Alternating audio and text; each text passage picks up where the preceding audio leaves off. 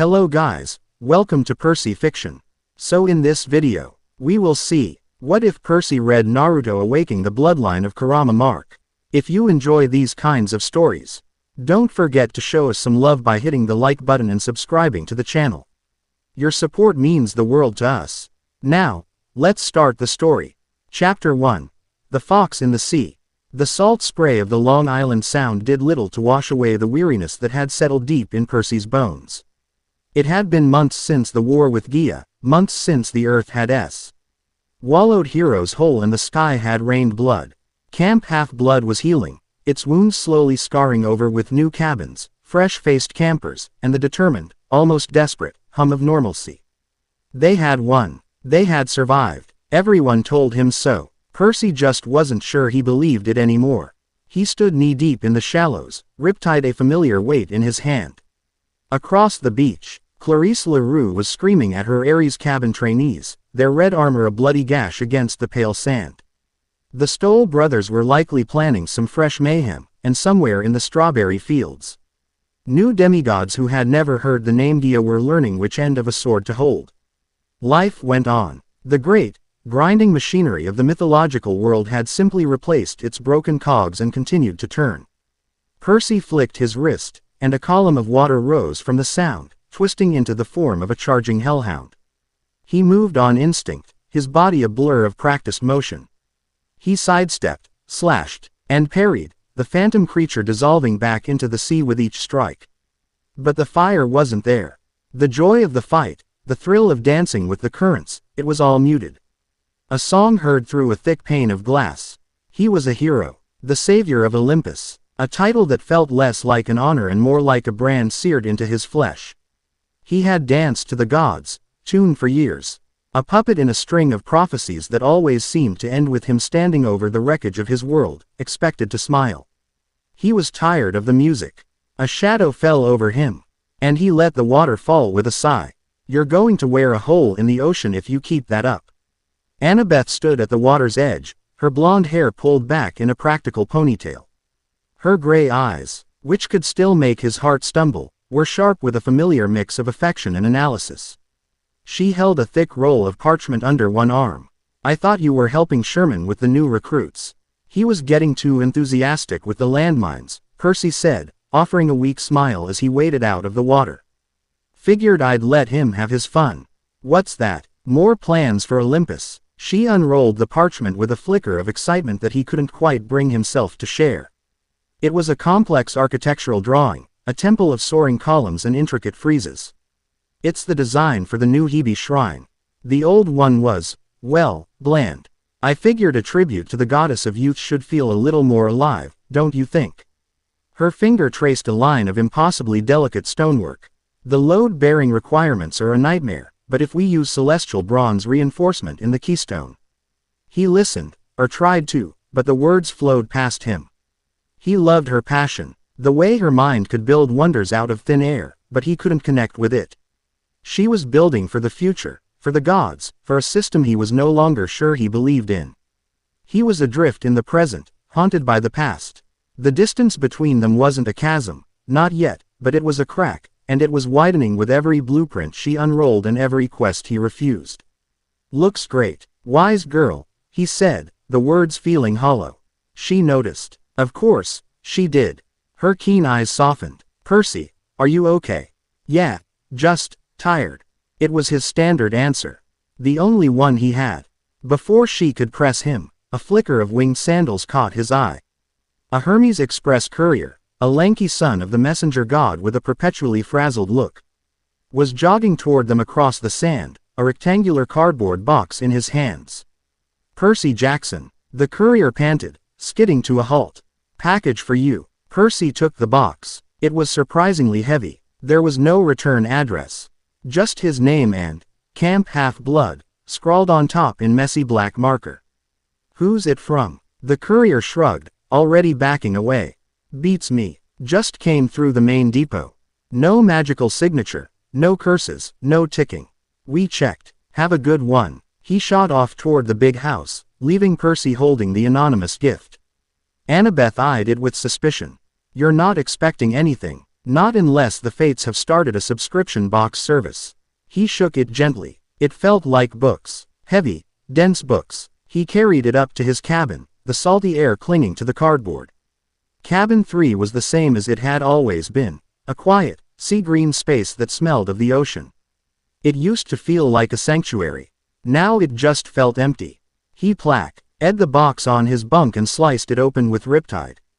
Inside, nestled in packing peanuts, was a massive stack of black and white paperback books.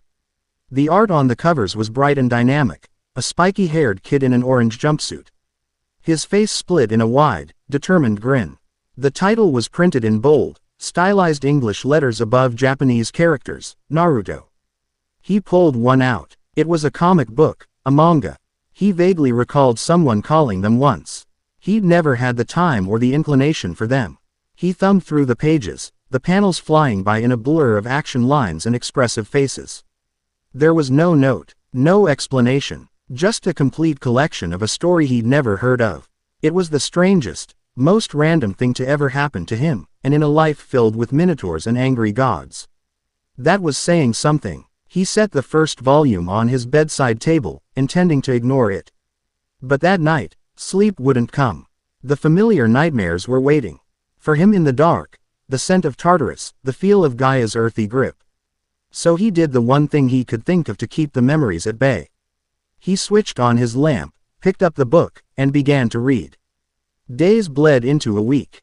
Percy found himself falling into the world of the Hidden Leaf Village with an unsettling sense of familiarity. At first, it was just a welcome distraction. The story of a loud, obnoxious, and determinedly optimistic ninja in training was so far removed from his own grim reality that it was a relief. But the further he read, the more certain elements began to resonate with a strange, deep thrum he couldn't explain. It wasn't just Naruto's status as an outcast, the loneliness that Percy knew like the back of his own hand. It was the concept of chakra, an energy that was a part of every living thing. A fusion of spiritual and physical power that could be molded and shaped by will alone. When he read the descriptions of it, he felt a faint, phantom tingling in the pit of his stomach. A dormant hum in his veins that he'd never noticed before. Then came the introduction of the nine-tailed fox, Kurama. A being of immense, catastrophic power, a creature of pure rage and chakra. Sealed inside the protagonist from birth. The source of the hero's greatest strength and his most profound suffering. A burden that isolated him, that made others fear him, that he had to learn to control or be consumed by. Percy sat bolt upright in his bunk, the book falling from his hands. A cold sweat prickled his skin. He didn't know why, but the idea of this monstrous fox, imprisoned behind a spiritual seal in the depths of a person's soul, felt terrifyingly real. It was an echo of a nightmare he'd never had, a memory that wasn't his. He felt an inexplicable kinship with the fictional ninja. A shared sense of carrying something dangerous and volatile within him, a power that wasn't entirely his own. He shook his head, trying to clear it. It was just a story. A good one, sure. But it was ink on paper. He was letting his own issues color a work of fiction. He was Percy Jackson, son of Poseidon. His power came from the sea. Clear, cool, and deep. End of story. He forced himself to put the books away, to rejoin the world. He sparred, he taught, he went through the motions. But the feeling lingered. The hum in his gut was stronger now, a low vibration he old feel whenever he drew on his own power. It was like a second heartbeat, faint and deep, beating to a rhythm that was not of the ocean. A few days later, Chiron sought him out by the armory. The old centaur's eyes held a worried glint. Percy, a small problem has arisen. A rancher in upstate New York has reported missing livestock. The local satyrs have confirmed the scent of hellhounds. A small pack, but they're unusually large and aggressive. Percy jumped at the chance. A simple monster hunt. No prophecy, no world-ending stakes. Just a straightforward fight to clear his head. I'll take care of it. Are you sure you wouldn't like to take another camper? Chiron asked. Perhaps Annabeth. She's swamped with the Olympus rebuild, Percy said, maybe a little too quickly. Besides, it's just a few hellhounds. I'll be back by dinner. Chiron hesitated, then nodded slowly. Very well. Be careful, my boy. The trip upstate was quick, a blur of highways and backroads in the camp's beat-up pickup truck. He found the ranch easily enough. The trail was sloppy, obvious. Tracks the size of dinner plates led away from a splintered paddock and into the woods, heading toward a collect. Ion of crumbling smokestacks in the distance, an old, abandoned industrial park. It felt too easy. His instincts, honed by years of walking into traps, screamed at him. But what was the alternative? Go back and say he got a bad feeling. He gripped Riptide in his pocket and pressed on. The industrial park was a skeleton of rust and concrete, a graveyard of forgotten industry. The hellhound tracks led directly to the gaping maw of a massive warehouse, its corrugated metal doors torn from their hinges. It was unnaturally quiet. No birds, no wind, just the faint, acrid smell of ozone and something else, something foul. Like a lion's den that hadn't been cleaned in a century. He stepped inside. The warehouse was a vast cavern of shadows and decaying machinery. Beams of dusty light slanted down from grimy skylights, illuminating a scene of carnage. Half-eaten livestock were scattered across the concrete floor. In the center of the gruesome mess, the pack of hellhounds was waiting. There were 5 of them, each the size of a grizzly bear, their eyes glowing like hot coals. And they weren't alone. From the shadows behind them, a larger form emerged, and Percy's blood ran cold. It was a chimera. He'd fought one before, on top of the gateway arch, but this one was ancient. Its lion head was crisscrossed with a roadmap of old scars, one eye milky and blind. Its goat-like body was unnaturally gaunt, all knotted muscle and sharp bone. And the serpent that served as its tail was a thick, diamondback rattler, its fangs dripping with a venom that sizzled when it hit the floor. The hellhounds weren't a pack. They were its honor guard. It was a trap, a very, very good one. The chimera let out a bone-rattling roar that was part lion's fury, part goat's scream. The hellhounds charged. Percy moved without thinking, uncapping Riptide. He was in his element, a whirlwind of bronze and fury. He dodged the first hellhound's lunge, its claws gouging deep furrows in the concrete where he'd just been standing. He spun, driving his sword into its side, and the beast dissolved into a shower of golden dust. 4 to go. He vaulted onto a stack of rusted barrels, narrowly avoiding the lashing serpent tail of the chimera. There were pipes running along the ceiling, thick with years of disuse. He focused, calling on the water within them. He felt the familiar pull in his gut, the surge of his father's power. But underneath it, the other hum was there, a low thrum of energy that seemed to buzz in time with his rising adrenaline. The pipes groaned, then burst. Water rained down, ing the chimera's fiery breath and soaking the floor. He used the slick concrete to his advantage, sliding under the swipe of a massive paw and taking out another hellhound at the knees. But they were relentless. The pack worked in concert, hurting him, cutting off his escape routes, forcing him to engage the chimera head-on.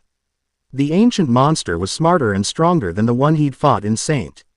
Louis. It anticipated his moves, its scarred head tracking his every step.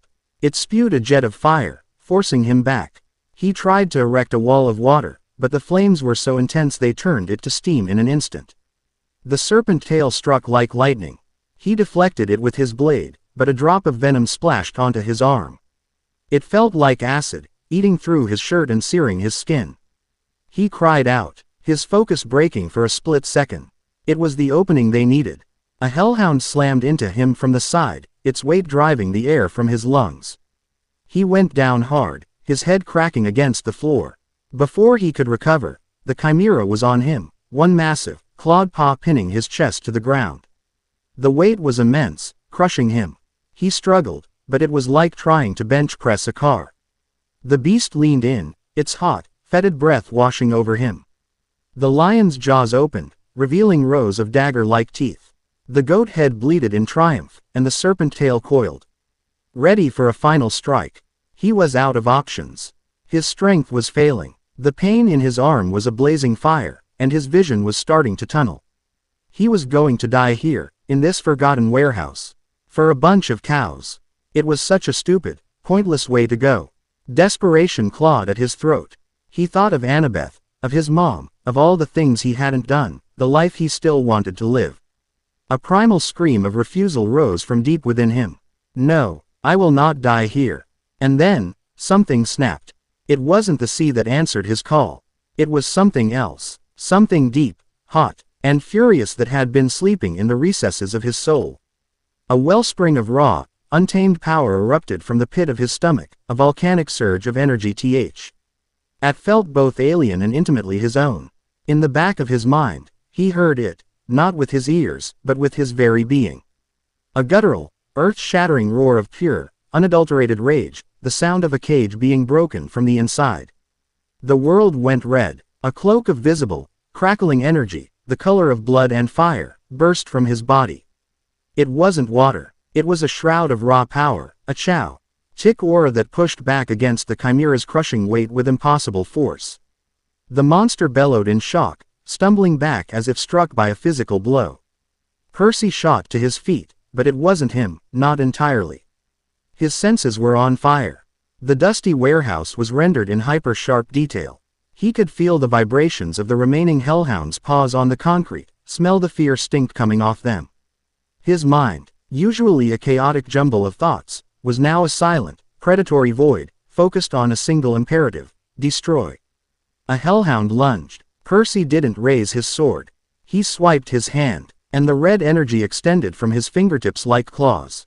The moment the energy touched the monster, it didn't just disintegrate into dust, it was annihilated, its very essence shredded and cast into oblivion. He turned his attention to the chimera. The beast, for the first time, looked afraid. It unleashed another torrent of fire. Percy didn't bother with water.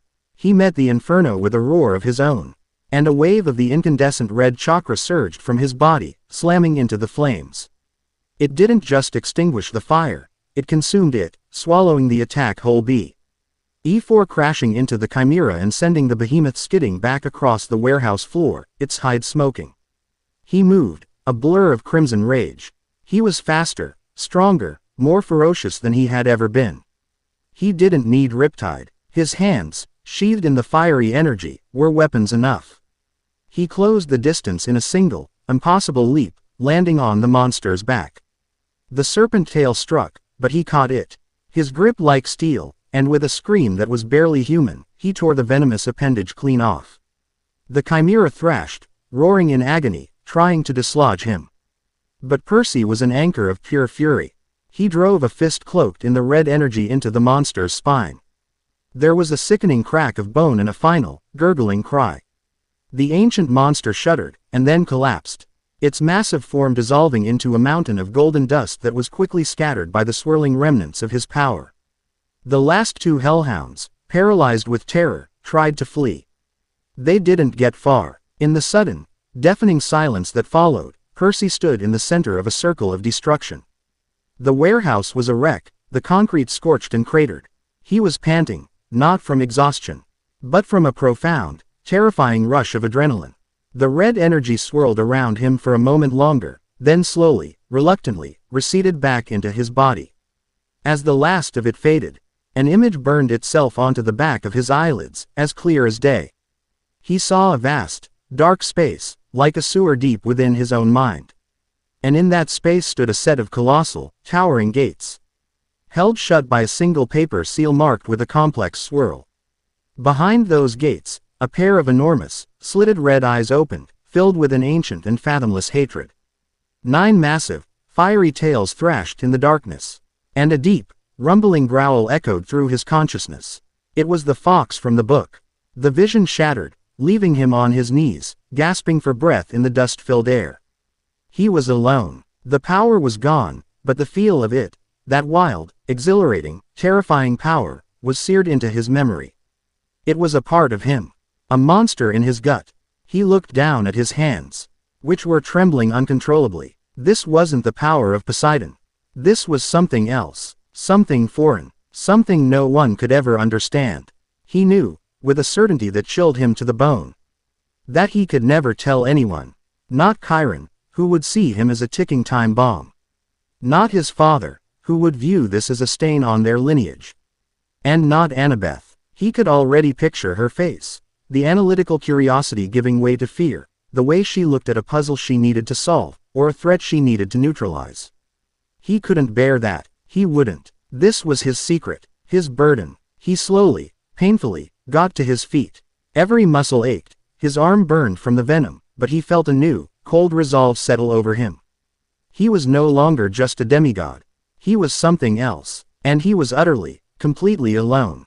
Forcing a steadying breath into his lungs, he turned his back on the wreckage and began the long walk back to a world that no longer felt like his own. Chapter 1 End. Chapter 2. Whispers and Warnings.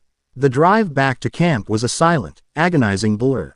Percy kept the truck's window rolled down, the cool night air a welcome sting against his feverish skin. The burn on his arm was a throbbing, angry reminder of what had happened, a physical anchor to the storm of chaos that had erupted from within him. He had wrapped it tightly with a spare strip of t-shirt.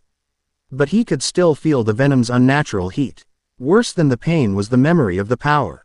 It lingered like a phantom limb, a primal hum just beneath his skin, a taste of exhilarating, terrifying freedom that made the familiar ebb and flow of his sea-given strength feel like a child's toy. He parked the truck near the armory and slipped through the camp like a ghost. The campfire was still burning, the sing-along songs echoing faintly across the green, but he avoided it, hugging the shadows of the cabins. The thought of facing anyone, of having to smile and pretend everything was normal, was unbearable. He felt like a walking lie, a monster hiding in a hero's skin. He practically stumbled into his own cabin, the door closing with a soft cl. Ick that sounded like a prison gate shutting behind him. He didn't bother with the lights. In the pale moonlight filtering through the salt-stained windows, he unwrapped his arm. The wound was ugly. It wasn't a normal burn. The skin was blackened and cracked, with faint red lines spider-webbing out from it, like a network of corrupted veins. Nectar and ambrosia would heal it, but they wouldn't erase the questions. A chimera burn was a badge of honor, a story to be told. This felt like a brand of shame. He sat on the edge of his bunk, the stack of Naruto manga staring at him from his bedside table like a silent accuser. He'd thought it was just a story. But the red energy, the overwhelming rage, the fleeting vision of the colossal nine-tailed fox locked behind a sealed gate in his mind, it was all there, in those pages. It was as if someone had sent him a user's manual for the bomb they had strapped to his soul. Sleep was impossible. Every time he closed his eyes, he saw those slitted red eyes.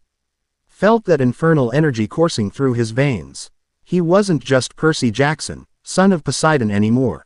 He was a host, a vessel, a Jinchuriki. The foreign word from the manga fit so perfectly it made him sick. Over the next week, Percy became a phantom.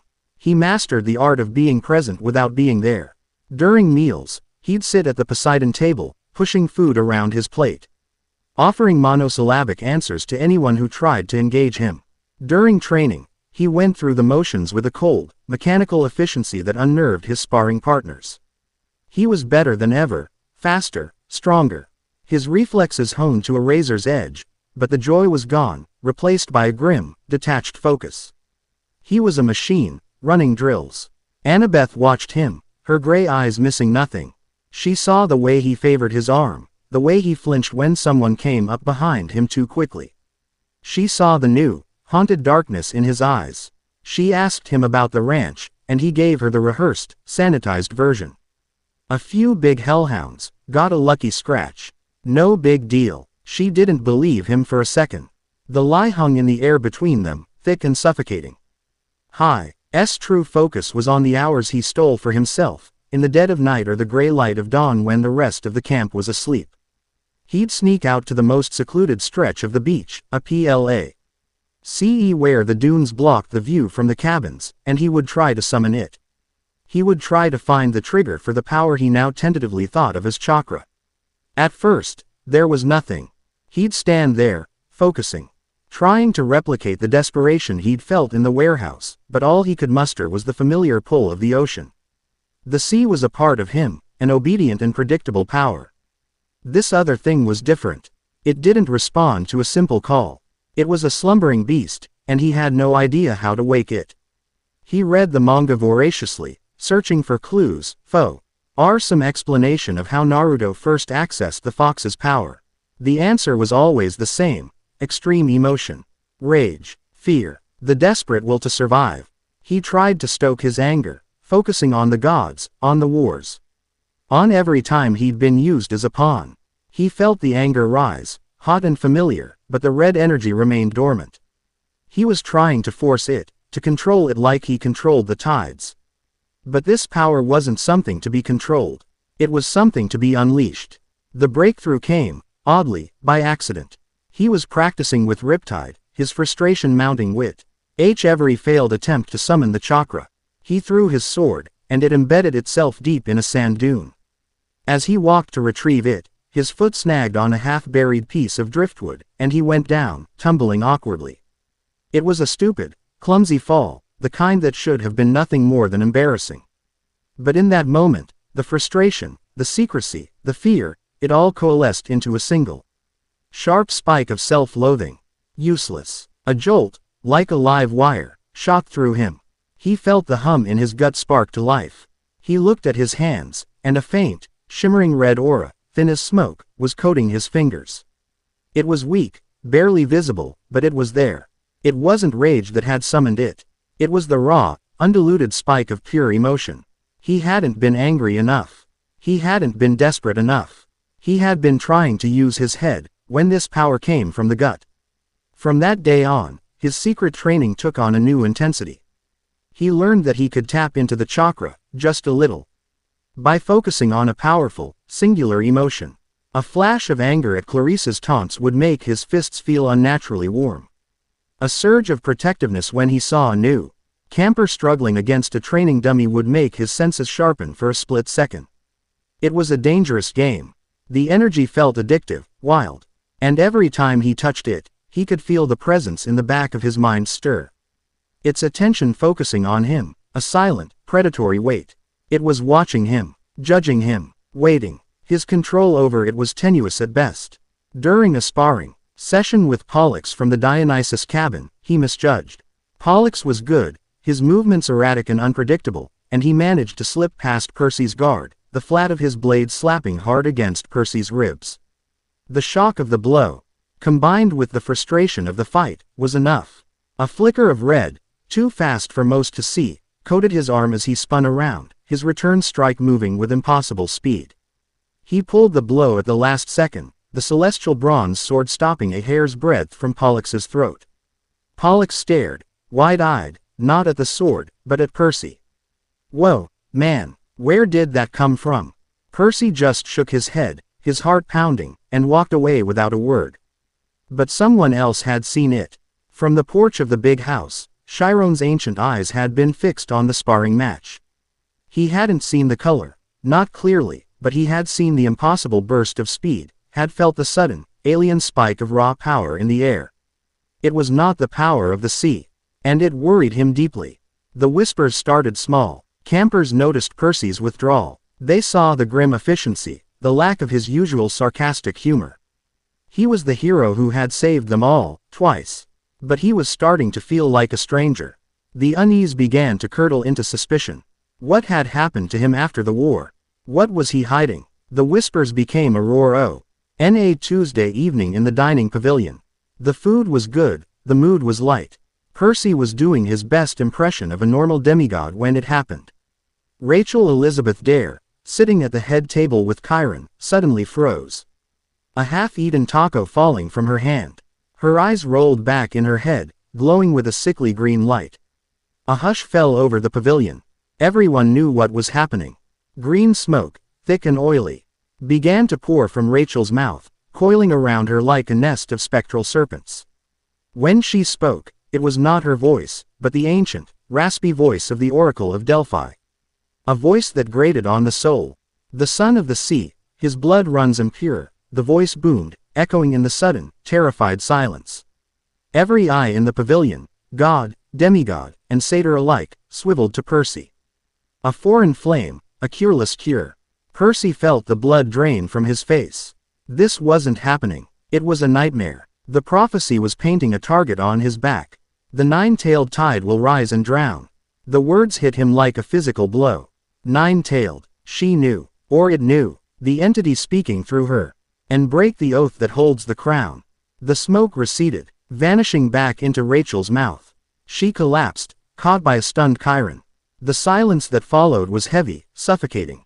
200 pairs of eyes were staring at him, a mixture of fear, awe, And outright accusation. His blood runs impure. A foreign flame. They were seeing him not as a hero, but as a contaminant. A threat. The prophecy had confirmed all their whispered fears. He was dangerous. He was different. He couldn't breathe. He stood up, his chair scraping loudly on the stone floor, and walked out of the pavilion. He didn't run. He walked with a deliberate, steady pace, feeling the weight of every stare on his back. He walked until he reached the beach, the one place that had always felt like home, but even the sound of the waves brought him no comfort. He didn't know how long he stood there, watching the moon rise over the dark water, when he heard footsteps on the sand behind him. "You're going to tell me what's going on, Percy," Annabeth said. It wasn't a question. Her voice was calm, but it was the calm of a tightly coiled spring. Right now. He turned to face her. Her face was cast in moonlight, her gray eyes like chips of flint. She wasn't angry, not yet. She was hurt, and that was so much worse. "It's nothing," he said, the lie tasting like ash in his mouth. "Rachel's prophecies are always confusing. It probably doesn't mean anything." "Don't," she snapped, her composure cracking. "Don't you dare lie to me. Not anymore. I know you were hurt worse than you said on that mission. I saw the burn on your arm before you covered it up. It didn't look like anything a hellhound or a chimera could do. I've seen you training. You're different. You're faster, stronger, but you're colder. I saw that move you pulled on Pollux. And now this. A prophecy about a foreign flame and a nine-tailed tide, on the same day the camp's hero starts acting like a brooding storm cloud. You have to give me more than, it's nothing." He looked away, out at the endless blackness of the ocean. How could he possibly explain it? "So, I found this Japanese comic book, and it turns out I have a giant, mythical fox demon sealed inside of me. It gives me this crazy red power-up when I get emotional." She'd think he'd lost his mind. She'd try to fix him, to analyze him, to treat him like a problem to be solved. "I can't," he said, his voice barely a whisper. "You wouldn't understand." That was the wrong thing to say. He knew it the moment the words left his lips. The hurt in her eyes hardened into a cold, glittering anger. "Wouldn't understand," she repeated, her voice dangerously low. "I've been through Tartarus with you, Percy.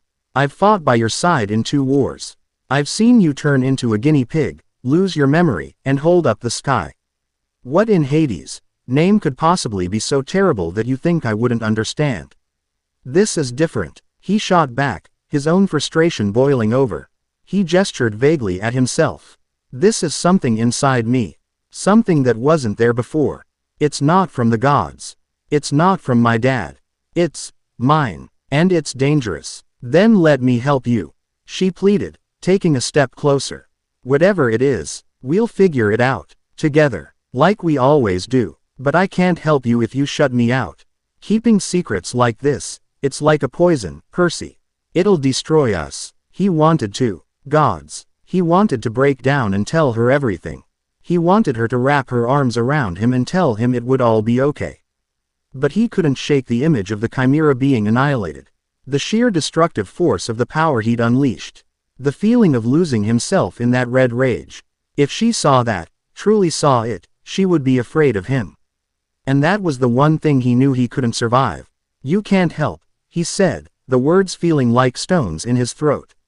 "No one can. This is something I have to deal with on my own." Annabeth stared at him for a long moment, her expression unreadable. The fight went out of her, replaced by a profound, weary sadness. She looked at him as if he were a stranger she'd just met. "I see," she said, her voice flat and empty. She took a step back, then another. The distance between them felt like miles.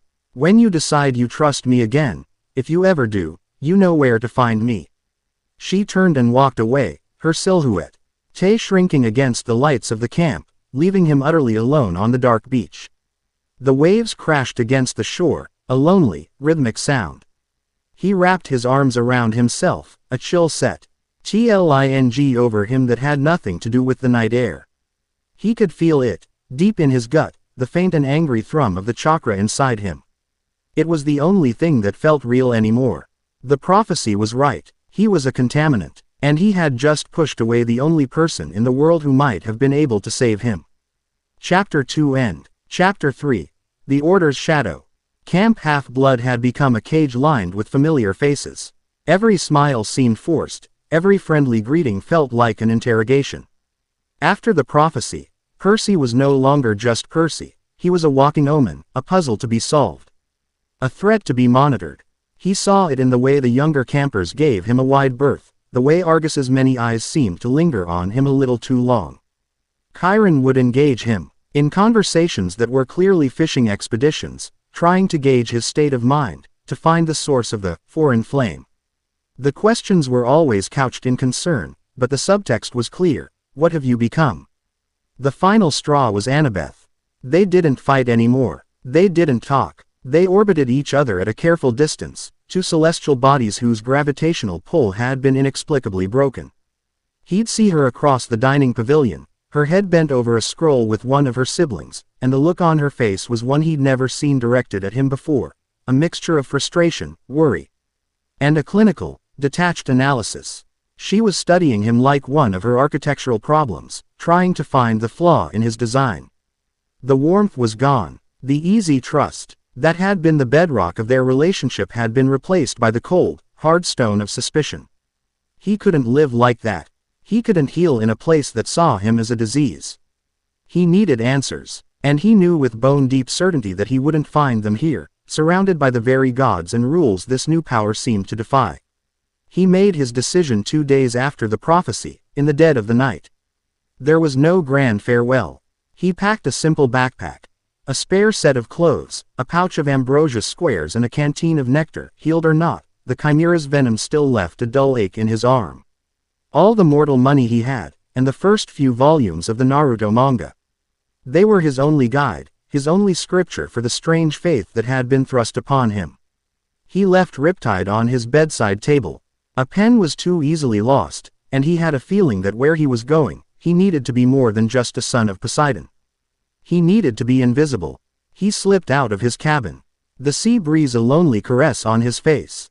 He didn't look back. Every instinct screamed at him to go to the beach, to ask the ocean for passage, but he resisted. This was a journey he had to make on his own terms. Using his own 2 feet. He was cutting himself off, not just from camp, but from the easy comfort of his father's domain. He was just a guy walking out into the dark, and the thought was both terrifying and liberating. He melted into the woods, his footsteps silent on the pine needles, and by the time the sun rose, Percy Jackson was gone. New York City was a perfect hiding place. A demigod scent was just one strange smell among millions, easily lost in the miasma of exhaust fumes, street food, and overflowing dumpsters. He found a cheap, no questions asked, Ed motel in a forgotten corner of Queens, paying cash for a week in a room that smelled of stale cigarettes and regret. For the first time in what felt like an eternity, he was anonymous. He was just another face in the crowd, another person trying to get by. He spent his days in the city's libraries, losing himself in the quiet stacks, and his nights in his dingy motel room. His objective was singular: control. He had to learn to command the chakra, to draw it out without the trigger of life or death desperation or a spike of raw emotion. It was a painstaking process. He'd sit cross-legged on the threadbare carpet, close his eyes, and search for the warm hum in his gut. He learned its texture, its rhythm. It felt like a coiled serpent, sleeping in the depths of his being, separate from the cool, flowing river of his demigod powers. He started small. He would focus, channeling the faintest wisp of red energy to his fingertips, just enough to make them feel warm. He learned to hold it there, to sustain it. Then he moved on to his feet, trying to push the energy down his legs. The manga described ninjas sticking to walls and walking on water by focusing chakra to the soles of their feet. The first time he tried it on the wall of his motel room, he managed to hang there for a split second before the energy flared uncontrollably and he crashed to the floor, leaving a faint scorch mark on the peeling wallpaper. Progress was slow and frustrating, but it was real. He was learning, and with the learning came a dawning, terrifying realization of the sheer scale of the power he held. This wasn't just a cloak of rage. It was a fundamental energy source, one he could potentially shape and mold to his will. During one session, as he focused on a particularly stubborn flow of energy, he felt it again, the presence in his mind. It was a flicker of something ancient and vast, a consciousness that brushed against his own like a shark bumping a diver's cage. He felt a wave of cold, arrogant amusement from it, as if a god were watching an ant try to lift a boulder. The feeling was so jarring it broke his concentration, and he was left panting, the smell of ozone thick in the small room. He was not alone in his own head. His anonymity lasted for 6 days. He was on his way back from a corner store, a bag of cheap pretzels and a bottle of water in his hand, when he felt it. It was a prickle on the back of his neck, the kind of predator sense that had kept him alive for years. He scanned the crowded sidewalk. Nothing. Just the usual chaotic ballet of a New York afternoon. But the feeling persisted. It wasn't the familiar aura of a monster, nor the ozone tang of a god. This was something else. Cold, clinical, watchful. He ducked into a subway station, the rush of the crowd a welcome cover. He paid his fare and moved onto the platform, his eyes constantly scanning, his hand in his pocket, wrapped around the familiar shape of a pen he wasn't carrying. Old habits. He boarded a train heading downtown, losing himself in the press of bodies. The feeling lessened, but it didn't disappear entirely. It was like a radio signal, fading in and out, but always there. Someone was tracking him. He got off at Times Square, hoping the sheer sensory overload of the place would mask his presence. But as he navigated the throngs of tourists and costumed characters, the feeling sharpened. He saw them. There were 3 of them, moving through the crowd with an unnatural ease.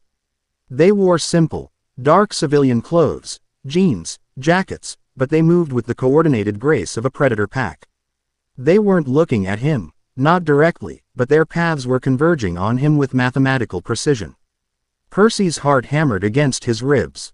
He turned, plunging into the labyrinthine entrance of the subway station again, taking the stairs 2 at a time. He had to get underground, break line of sight. He vaulted the turnstile, ignoring the shouts of a transit cop, and sprinted down the platform toward the tunnels. The roar of an approaching train was a deafening promise of escape. He didn't make it. As he neared the end of the platform, 2 more figures emerged from a maintenance doorway, blocking his path. They were dressed the same as the others.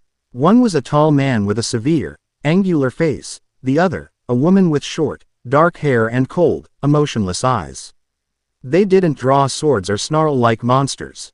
They raised their hands, and Percy saw the devices strapped to their wrists. They were sleek, black, and humming with a low, dissonant energy. "Perseus Jackson," the man said, his voice flat, devoid of any accent. "Designation: Anomaly 734. Cease your resistance. You will be contained." Anomaly. Contained. The words made no sense. Before he could demand an explanation, the man and woman pressed a button on their wrist devices. A high-frequency sound, just on the edge of human hearing, pierced the air. It felt like a drill boring into Percy's skull. His connection to the water, the ever-present sense of the moisture in the air, the vast network of pipes beneath the city, it all vanished. He felt suddenly, terrifyingly hollow, like a part of himself had been surgically removed. The strength drained from his limbs, leaving him disoriented and weak. He stumbled, and they were on him. They moved with a speed that was not quite human. He dodged a grab from the woman, but the man was already there, aiming a strange, taser-like baton at his chest.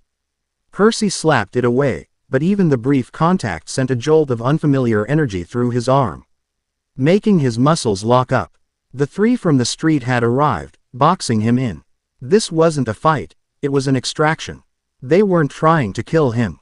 They were trying to capture him. "Subject is resisting," the woman said into a small microphone on her collar, her voice as calm as if she were ordering coffee. "Deploying suppressants." They all drew sidearms, but they weren't guns.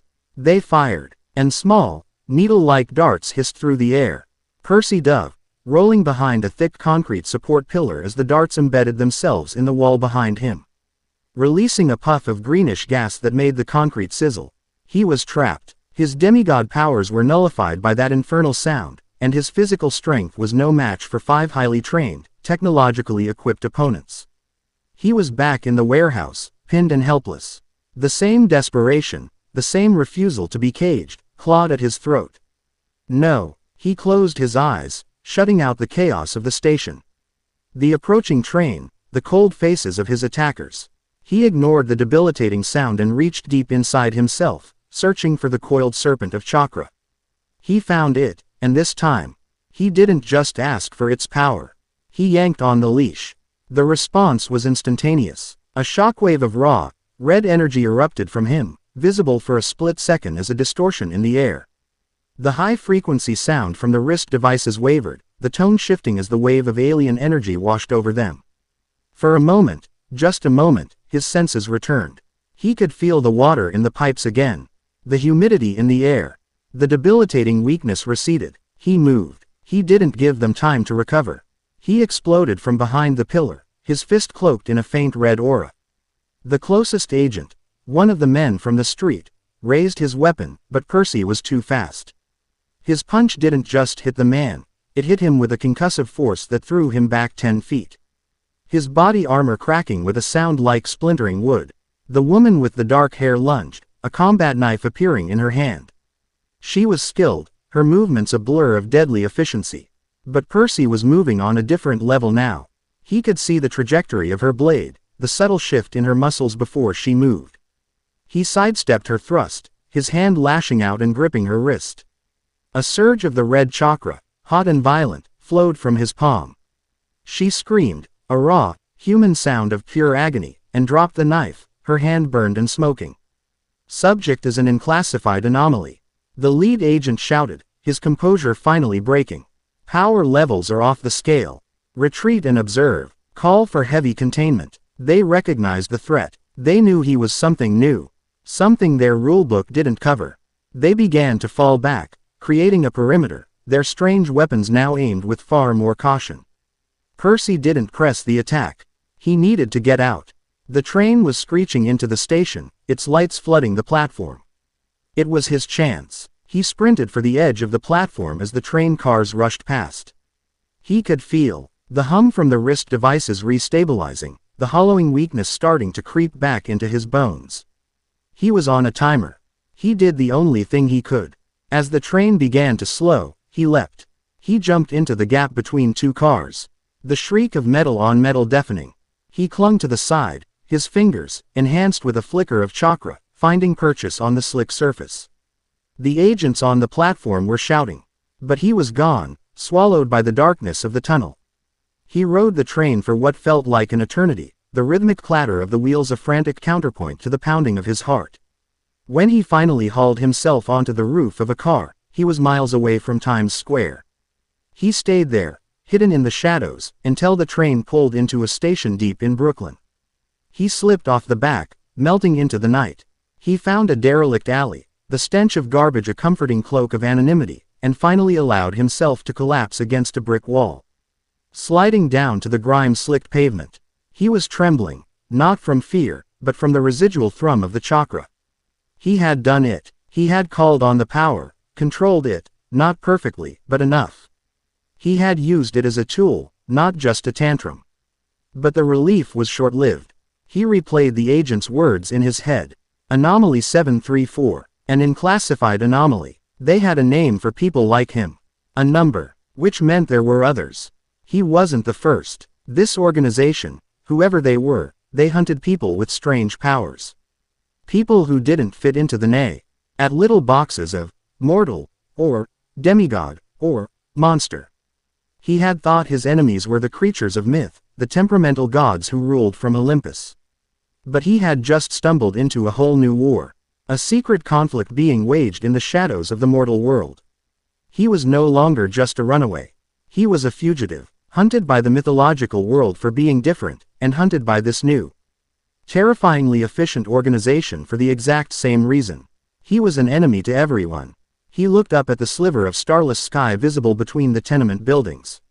The feeling of loneliness was a physical weight, pressing down on him. But underneath it, a new, hard emotion was beginning to form. A cold, sharp resolve. If they were hunting anomalies, he would find them first. He would find the others like him. He had to. They were the only ones in the world who might have the answers he so desperately needed. Chapter 3 End. Chapter 4. A New Alliance. The city had become a hunting ground, and Percy was the prey. The agents from the subway.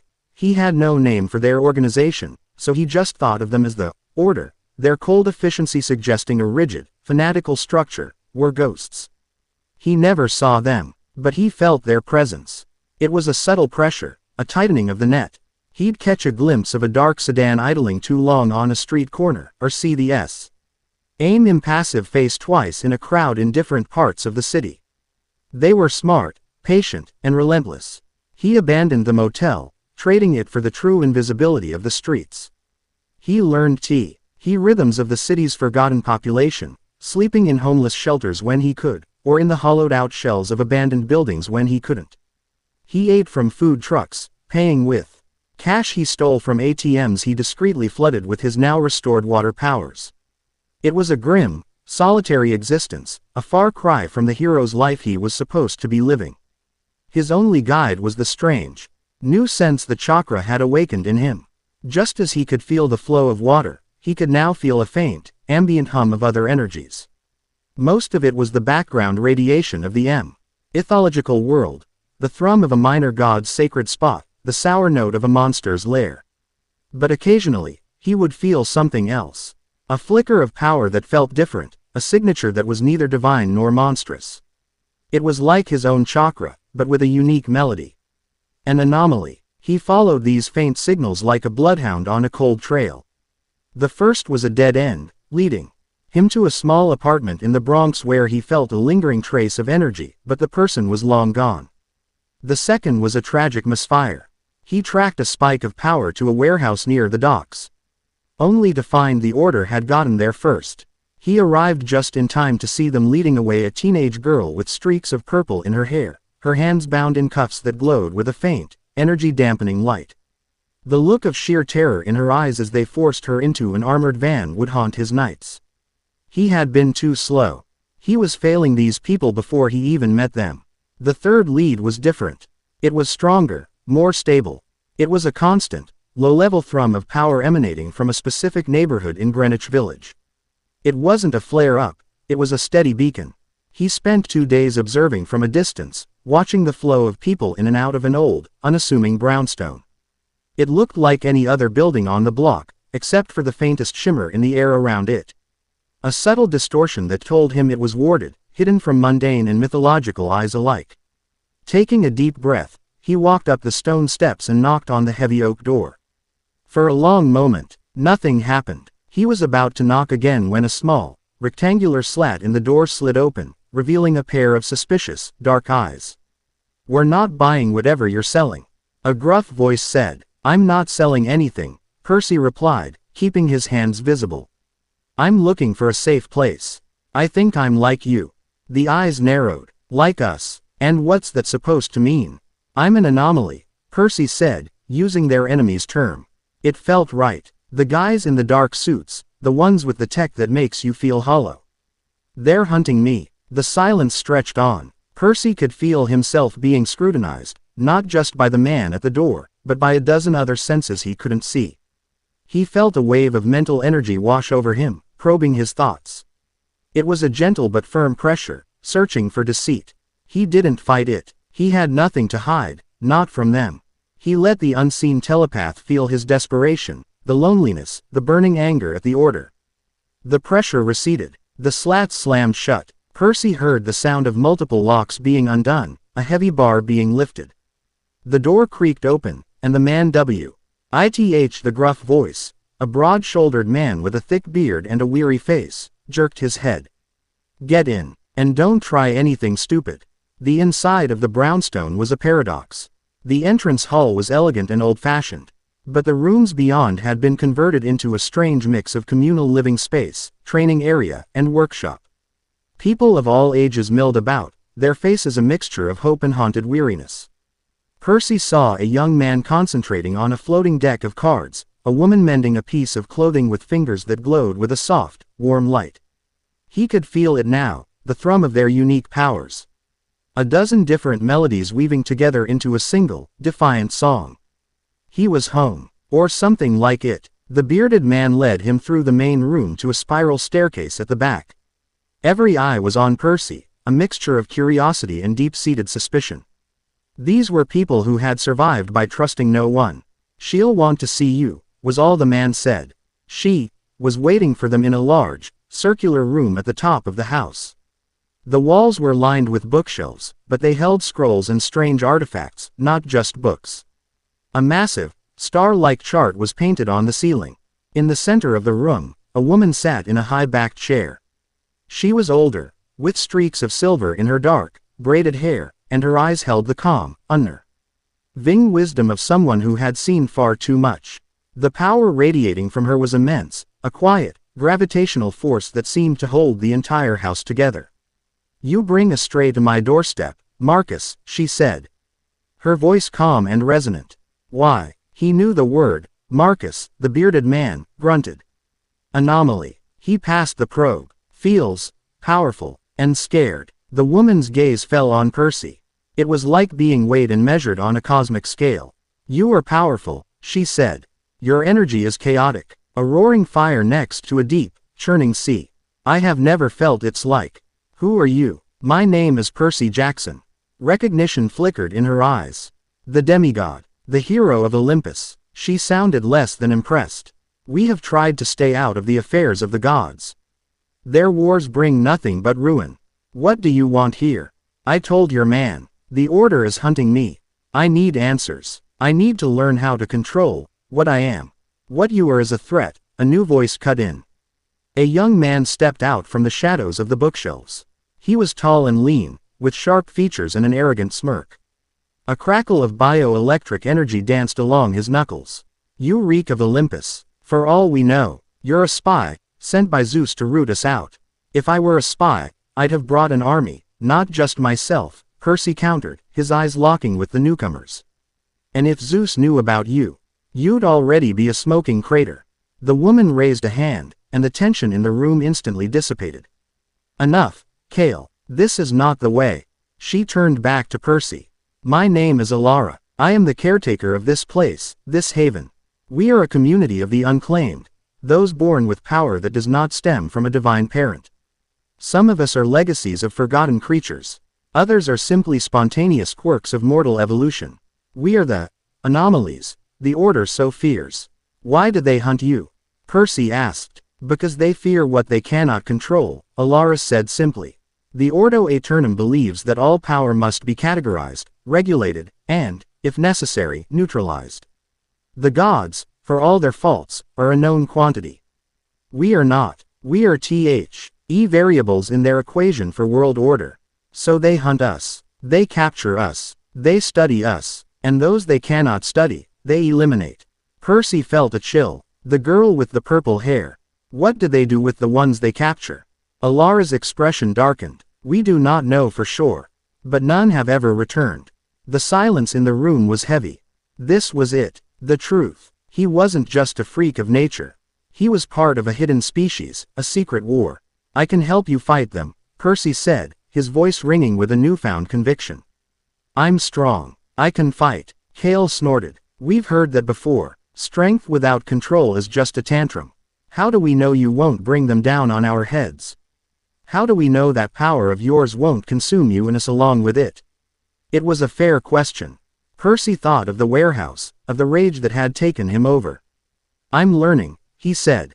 "That's why I'm here." Alara studied him for a long moment, her ancient eyes seamy ing to pierce right through to the struggling entities within him, the son of the sea and the caged fox. "Words are wind, Percy Jackson. Trust must be earned. You want a place here. You must prove you are not a danger to us. You will face Kale in the training grounds. Not a fight to the death, but a trial. You will show us the nature of your power, and more importantly, your ability to command it. Do you accept?" Percy looked at Kale, at the crackling electricity around his hands and the arrogant challenge in his eyes.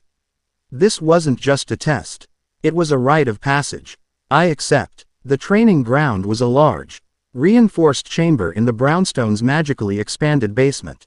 The walls were lined with what looked like obsidian, which Percy guessed was some kind of energy-dampening material. Dozens of the haven's residents had gathered to watch, their faces a mixture of curiosity and apprehension. Kale stood opposite him, a cocky grin on his face. "Try not to cry, Olympian. Try to keep up," Percy shot back. The duel began without a signal. Kale was impossibly fast, his body dissolving into a crackling bolt of lightning that shot across the room. Percy's demigod instincts saved him. He dove, the bolt of electricity searing the air where his head had been. Kale reappeared behind him, his fist wreathed in lightning, but Percy was already moving, spinning on the ground and sweeping Kale's legs out from under him. Kale hit the ground, but recovered instantly, firing a volley of electric blasts. Percy moved like water, weaving between them, the attacks hissing past his ears. Kale was a glass cannon, all speed and offensive power. He was trying to overwhelm Percy before he could even mount a defense. Percy needed to even the odds. He reached for the water in the air, but the room was dry. The obsidian walls seemingly leaching all moisture. There were no pipes to burst. He was cut off from his father's power. It was just him and the fox. He took a deep breath, focusing on the hum in his gut. He didn't reach for rage or desperation. He focused on a calm, cold resolve. I will not be beaten. I will not be cast out. A thin, shimmering aura of red chakra, barely visible, coated his skin. It wasn't the raging inferno from the warehouse, but a controlled, low-burning flame. His speed doubled, his senses sharpened. The next time Kale teleported in a flash of lightning, Percy was ready. He met the electric-charged fist with his own chakra-enhanced palm. The impact was explosive. A shockwave of red and blue energy erupted from the point of contact, throwing both of them back. Kale landed on his feet, his arrogant smirk gone, replaced by a look of disbelief. What is that? Something new, Percy said, pressing his advantage. He charged, no longer just dodging but actively hunting. He was still slower than Kale's lightning form, but in his solid state, Percy was stronger, more grounded. Their fight became a blur of motion, a dance of lightning and crimson energy. Kale was all flash and sizzle, his attacks designed to shock and awe. Percy was relentless, economical, every blow charged with a heavy, concussive force. He was pushing himself, walking a razor's edge. He could feel the entity in his mind, the great fox, stirring. It was amused by this little fight, and it offered him more. A whisper in the back of his soul, a promise of overwhelming power. Just let go a little. Let me help you crush this arrogant child. For a terrifying second, Percy was tempted. He felt a surge of raw, hateful energy bubble up from his core, and his vision flickered red. His hand, cocked back for a punch, began to elongate, the chakra forming into vicious claws. No, he wrestled it back down, forcing the chakra to remain a simple shroud around his fist. The effort was immense, like trying to hold back a tsunami with his bare hands. Sweat poured down his face. His control was slipping. Kale saw the opening. As Percy struggled with his inner demon, Kale unleashed his strongest attack. He raised both hands, gathering a massive ball of crackling, white-hot lightning. This is over, he roared, and hurled it at Percy. Percy knew he couldn't dodge it in time. His control over the chakra was too frayed. The ball of lightning was a miniature sun, coming to unmake him. In that split second, with all other options exhausted, he did the only thing he could. He reached for the other part of himself. He reached for the sea. There was no water in the room, but there was water in him. In his own body. It was a desperate, forbidden technique, one he'd never even considered. But it was his only chance. He pulled, drawing on the moisture in his own cells. It was an agonizing feeling, like being wrung out from the inside, but a thin, swirling shield of water, dense as steel, materialized in front of him. The lightning ball slammed into the shield. The sound was deafening. Steam exploded through the room, obscuring everything. The force of the impact threw Percy across the chamber, and he slammed into the obsidian wall, his vision going black for a second. When the steam cleared, he was on one knee, panting, his body screaming in protest from the strain of his desperate defense. Kale stood in the center of the room, his lightning flickering out, his chest heaving. He was staring at Percy, his expression no longer arrogant, but filled with a grudging, bewildered respect. He had seen it all. The struggle, the momentary slip into something monstrous, and the final, impossible act of control. Alara's voice cut through the silence. That is enough. Percy looked up. She was standing at the edge of the training floor, her expression calm and unreadable. Marcus and the other residents were staring, their suspicion replaced by awe. Hee-haw. Dee shown them both sides of the coin. the monster he was trying to contain, and the hero who would do anything not to unleash it. "You have a great and terrible power within you, Percy Jackson," Alara said, her voice soft.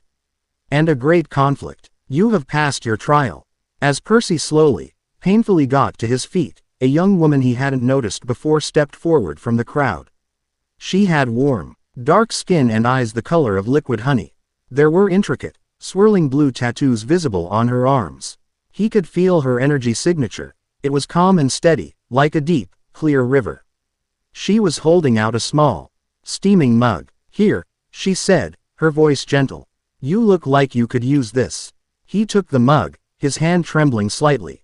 The warmth seeped into his fingers. "Thanks," he managed. "I'm Reina," she said, a small, knowing smile on her face. "I'm a healer. But more than that, I understand the whole, two powers at war inside you, thing. It's not an easy path to walk." He looked at her, really looked at her, and for the first time since he'd left camp, he didn't feel so utterly alone. He saw in her honey-colored eyes a reflection of his own struggle, UIET strength born from a similar internal conflict. Kale had been a rival.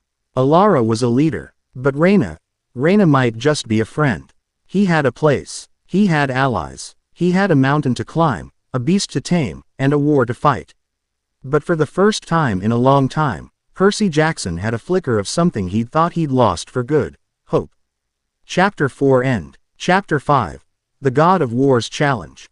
The Haven became Percy's world. In the quiet, magically protected confines of the brownstone, he found a semblance of rhythm for the first time in months.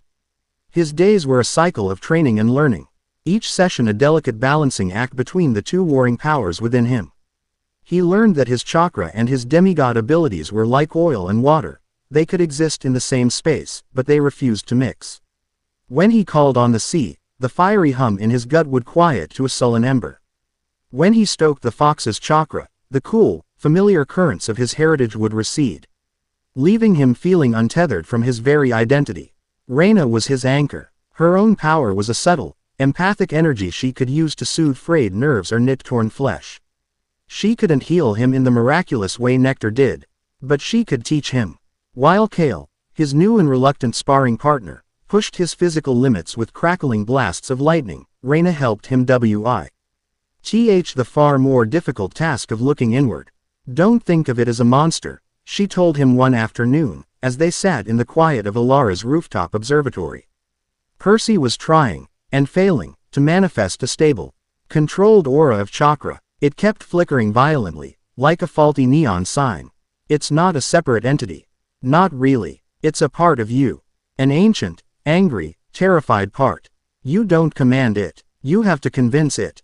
"Convince it of what?" Percy grunted, sweat beading on his forehead as he focused. "That you're worthy of its power. That you won't waste it. That you can be trusted." Her honey-colored eyes were serious. "You have to form a truce, Percy. Right now, you're just the cage. You need to become the keeper." He was beginning to understand. The power wasn't a weapon to be drawn. It was a partner to be negotiated with. During his sparring sessions with Kale, he started to experiment, not with brute force, but with finesse. Instead of letting the rage boil over, he'd tap into it for a split second, just enough for a burst of impossible speed to dodge an attack, or a flicker of enhanced strength to parry a blow. He was learning to open the floodgates just a crack, instead of letting the entire dam break. His progress, however, did not go unnoticed. He was growing stronger, and the energy he was putting out, however controlled, had a unique and violent signature. He was a stone dropped into the placid pond the anomalies had created for themselves, and the ripples were spreading further than he could possibly imagine. He found out just how far one sweltering afternoon. He and Kale were in the basement training chamber, the air thick with the smell of ozone from Kale's lightning and the faint, spicy scent of Percy's chakra. They were moving in a blur, a dance of controlled chaos. Percy, using a thin layer of chakra on his feet, skidded across the floor, dodging a whip-like arc of electricity. He spun, his fist sheathed in a dull red glow, and aimed a blow at Kale's shoulder. At the exact moment his fist would have connected, the entire building shuddered with a deafening, bone-jarring crack. It wasn't an earthquake. It was the sound of a fundamental reality being torn apart. The obsidian walls of the training room fractured, spiderwebs of cracks spreading across their polished surfaces. Dust and debris rained from the ceiling. Upstairs, people were screaming. What was that? Kale shouted, his lightning dissipating as he stared at the damaged ceiling. Percy didn't need to guess. He felt it. A wave of pure, unadulterated bloodlust washed over the brownstone. So potent it was a physical force. It was an aura of ancient conflict, of glorious, unending violence.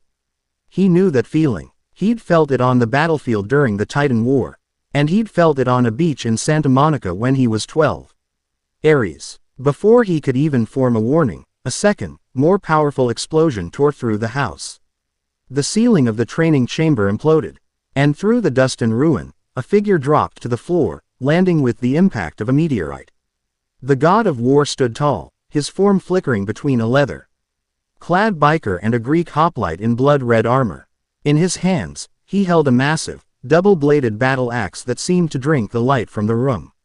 His eyes were not eyes at all, but empty sockets burning with a constant nuclear fire. He surveyed the ruined training room, his fiery gaze passing over a stunned Kale before locking onto Percy.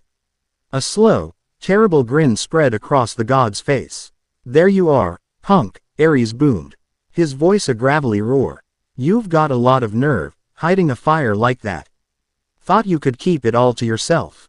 Marcus and a half-dozen other anomalies rushed into the chamber, their hands glowing with their own unique powers. "Get out of our home," Marcus yelled, his hands held up to project a shield of pure kinetic force. Ares laughed, a sound like grinding stones. He didn't even look at Marcus. He simply flexed, and a wave of divine power rolled off him. Marcus's shield shattered like glass, and all the other anomalies were thrown back, slamming into the walls as if hit by an invisible truck. "This doesn't concern you lot," Ares snarled, taking a step toward Percy. "This is a family matter. My nephew has a new toy, and I want to see how it works." Percy pushed himself to his feet, placing himself between the god and the fallen anomalies.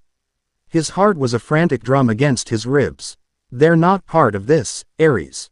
Your fight is with me." "That's the first smart thing you've said," Ares grinned, hefting his axe.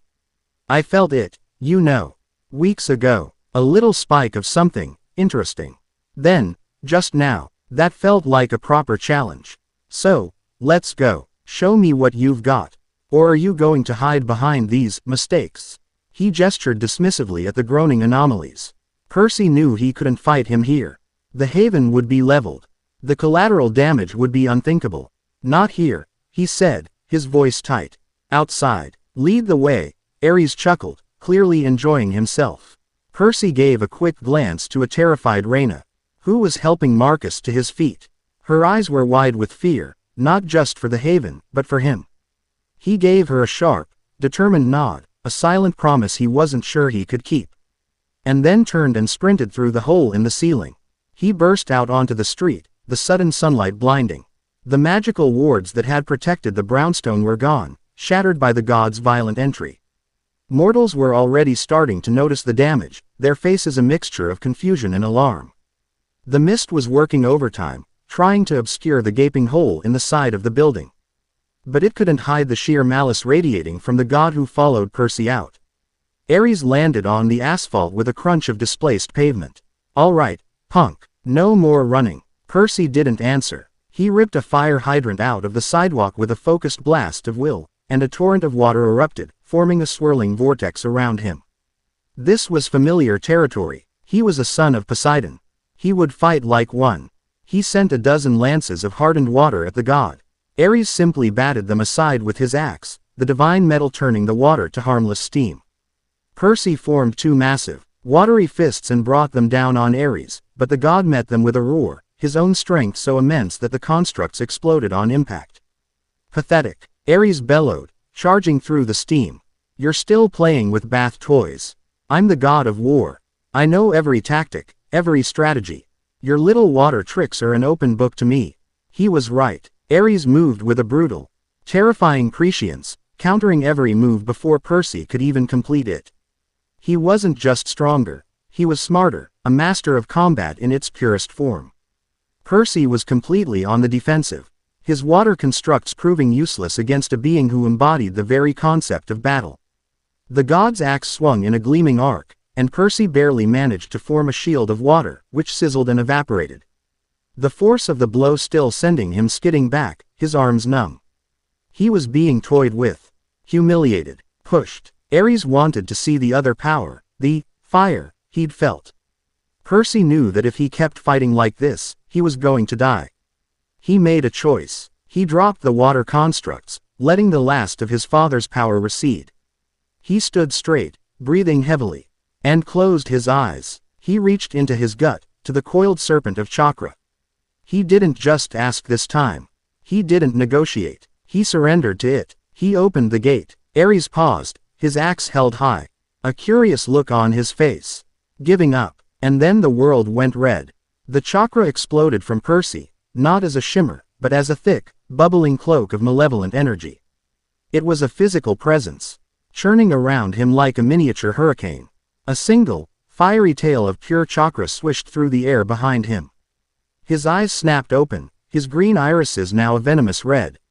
His pupils elongated into feral slits. His teeth sharpened, and a low, animalistic growl rumbled in his chest. He could feel the fox, a gleeful, murderous presence in his mind, reveling in its freedom. Ah! Ares breathed, his grin widening into a look of pure, ecstatic bloodlust. There it is. Percy didn't speak. He launched himself forward, a crimson blur against the gray pavement. He wasn't moving like a demigod. He was moving like an animal, his body low to the ground. The sheer speed was staggering. He closed the 20-foot gap between them in an instant. Ares swung his axe, an attack that would have cloven a normal demigod in two. But Percy was no longer normal. He met the attack not with a weapon, but with a clawed hand formed of pure, condensed chakra. The sound of divine metal striking raw energy was a piercing shriek that shattered the windows of every car on the block. The god's eyes widened in genuine surprise. Percy used the opening, his other hand, also cloaked in chakra, slamming into Ares's chest. It wasn't a punch, it was a detonation. The god of war, a being of immense power and mass, was thrown backward, his boots carving deep furrows in the street. The fight had changed. It was no longer a contest of skill, it was a primal clash of two unstoppable forces. Ares, roaring with delight, charged back, his movements now a blur of divine speed. He was no longer toying with Percy. He was fighting. They tore the street apart. A parked car became a projectile, hurled by Percy with one hand. Ares sliced it in half in midair. Percy used the chakra, on his feet to run straight up the side of a building, launching himself down at the god like a living missile. Ares met him with an upward swing of his axe, and their collision created a shockwave that cracked the building's facade. Percy was fighting on pure, predatory instinct, the fox's battle lust singing in his veins. He could feel his mind slipping, his human thoughts drowning in a sea of red rage. But a part of him, the part that had trained with Reyna, the part that remembered the terror in the eyes of the anomalies, was fighting to stay in control. He wasn't just a puppet for the beast. He was steering the storm. He formed a chakra arm, a massive, demonic extension of his own limb, and swatted Ares through the wall of a laundromat. The god emerged from the rubble, laughing, his leather jacket torn. A thin trickle of golden ichor dripping from his lip. Yes, this is it, he howled. This is a real fight. He stomped his foot, and the ground erupted. Spears of rock and asphalt shot up, aimed at impaling Percy. It was a classic war god power, the ability to turn any battlefield to his advantage. Percy, instead of dodging, let the chakra around him flare. A powerful, omni-directional blast of energy, a technique straight from the manga, erupted from his body, pulverizing the spears into dust. Ares was momentarily stunned by the sheer raw power of the defensive move. It was the opening Percy needed. He focused all his will, all his control, forcing the churning chakra into a single point. He appeared directly in front of the god, his fist a miniature sun of red energy, and drove it straight into Ares's jaw. The connection was absolute. For a split second, there was silence. Then, a sonic boom echoed through the village, and the god of war was launched into the sky, tumbling end over end until he crashed into a rooftop water tower 3 blocks away with a colossal explosion of steel and water. Silence descended on the ruined street. Percy stood panting in the center of a crater. The one-tailed chakra cloak slowly, reluctantly, receding back into his body, leaving him trembling and utterly drained. The red faded from his eyes. He was himself again. A moment later, Ares landed back on the street, not with a crash, but with a quiet thud. The water from the tower had drenched him. His clothes were shredded, the cut on his lip was still weeping ichor, but the fiery light in his eyes was brighter than ever. He wasn't angry, he was incandescently happy. Not bad, punk, Ares said, wiping the ichor from his mouth with the back of his hand. Not bad at all, you actually landed a hit. He rolled his neck, a series of sickening cracks echoing in the quiet. That power, it's raw, untamed, dangerous. I love it. He took a step forward, and Percy instinctively flinched, having nothing left to give. But Ares stopped. This was just a spar, the god said, his voice a low, dangerous promise. A warm-up. But now I know what you are. And I want more. So you get stronger. You learn to control that thing. Master it, because I will be back. And next time, he grinned, a terrifying, predatory sight, I won't hold back. With a final, lingering look, Ars vanished in a shimmer of heat and the distant scream of an air raid siren.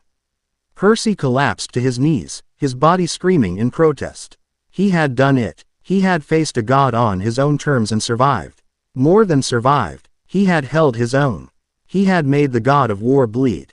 But as he looked around at the devastation, the shattered street, the burning cars, the terrified mortal faces peering from windows, he knew this victory came at a terrible price. The haven was no longer hidden. He was no longer just a target for the order. He had just announced his presence to Olympus in the loudest, most violent way imaginable. He was a major, independent power now, and he had just painted a target on the back of everyone he was trying to protect. Chapter 5 End. Chapter 6. The Olympian Equation. The aftermath of a god's temper tantrum was not golden dust and a clean slate. It was screaming sirens, fractured pavement, and the terrified, confused faces of mortals who were struggling to comprehend why a city block looked like it had been hit by a localized meteor shower. The mist could only do so much. It would patch over the worst of it, turning the impossible into the merely catastrophic, a gas main explosion.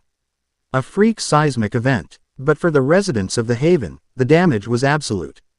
Their sanctuary was broken. The wards had not just been shattered, they had been annihilated, leaving the brownstone as exposed and vulnerable as a flayed man. Percy stood amidst the wreckage, the adrenaline of the fight draining away to leave a hollow, aching exhaustion. Every part of him hurt. But it was the cold dread coiling in his stomach that was the worst. He had brought this down on them. He had led the monster to their door. Alara was a beacon of calm in the chaos. She moved through the panicked anomalies, her voice never rising, issuing quiet, firm commands. Marcus, get the emergency packs. Reyna, tend to the injured, start with the mortals. Kale, secure the lower levels. We leave in 10 minutes. 10 minutes. 10 minutes to abandon a place that had been a home for decades. Percy watched as they moved with a grim, practiced efficiency that spoke of past traumas and forced migrations. This wasn't the first time they had been forced to run. He was just the latest reason. This is my fault, he said, his voice raw, as Alara passed him. She stopped, her ancient eyes fixing on him. There was no anger in them, only a deep, weary pragmatism. Ares would have found you eventually, Percy Jackson. Your power is a shout in a silent world. You simply hastened the inevitable. She placed a hand on his shoulder, her touch surprisingly steady. You also stood your ground. You faced a god to protect us. That is not something we will forget. Now, make yourself useful. We need your strength, not your guilt. Her words cut through the haze of his self-recrimination. She was right. Guilt was a luxury they couldn't afford. He nodded, and went to help Marcus, his aching muscles protesting as he lifted heavy crates filled with supplies, artifacts, and the few personal belongings they had time to salvage. The home was being packed into boxes, its soul stripped bare. As he worked, he saw Kale staring at him from across the ruined common room. The arrogant smirk was gone, replaced by a complex expression of awe, resentment, and a grudging respect that was more meaningful than any words of praise. He had seen the power Percy had unleashed, and he understood the sacrifice it had taken to both wield and contain it. A silent understanding passed between them. They were no longer just rivals. They were allies, bound by a shared, impossible threat. 10 minutes later, they were ghosts. They slipped out the back of the brownstone in small groups, melting into the chaos of the city's emergency response. They were fugitives now, a tribe without a home, with only the clothes on their backs and the desperate hope of finding another shadow to hide in. Percy walked with them, a protector who had brought the wolf to their door, and he swore to himself that he would not fail them again. High above the mortal chaos, on the 600th floor of the Empire State Building, the air itself crackled with tension. The Hall of the Gods on Olympus was rarely a place of quiet contemplation, but today, the energy was particularly volatile. 12 massive thrones, arranged in an inverted U around a central hearth, were occupied by beings of immense and conflicting power. The aftermath of the fight in Greenwich Village had not been a quiet ripple, it had been a thunderclap. Had shaken the very foundations of their rule. Zeus, king of the gods, sat on his throne of polished obsidian, his face a thundercloud of regal fury. His knuckles were white where he gripped the master bolt, arcs of lightning dancing between his fingers. He dared. Zeus's voice was a low rumble, the sound of an approaching storm. In the heart of my domain, he challenges my brother, levels a city block, and unleashes a power we do not understand. This boy has gone from being a hero to a menace. He was provoked, husband, Hera said, her tone cool and measured from her ivory throne. Her face was a mask of detached nobility, but her eyes held a glint of satisfaction.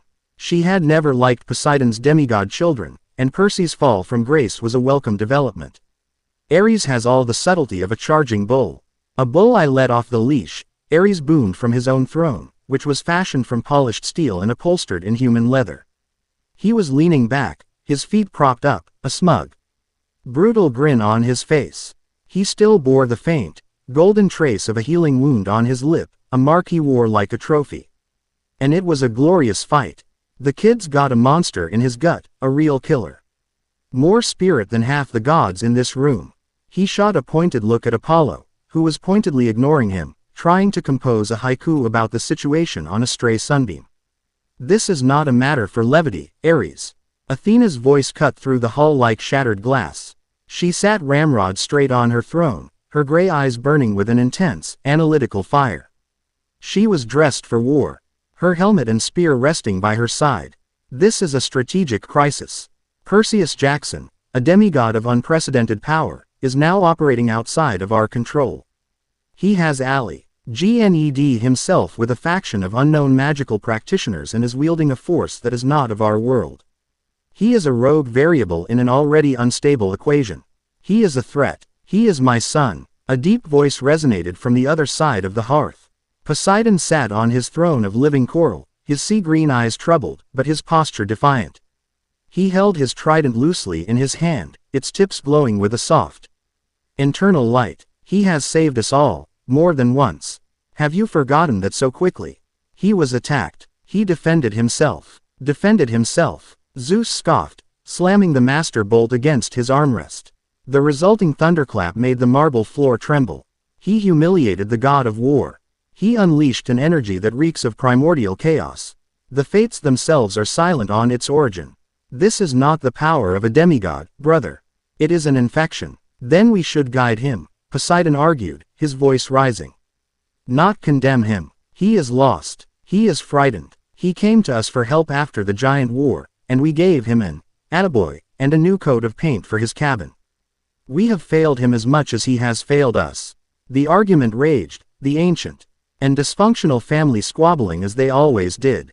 Artemis argued for caution, Hermes for information gathering, Hephaestus for building a weapon capable of neutralizing Percy's new power. Dionysus just looked bored, idly swirling the Diet Coke in his goblet.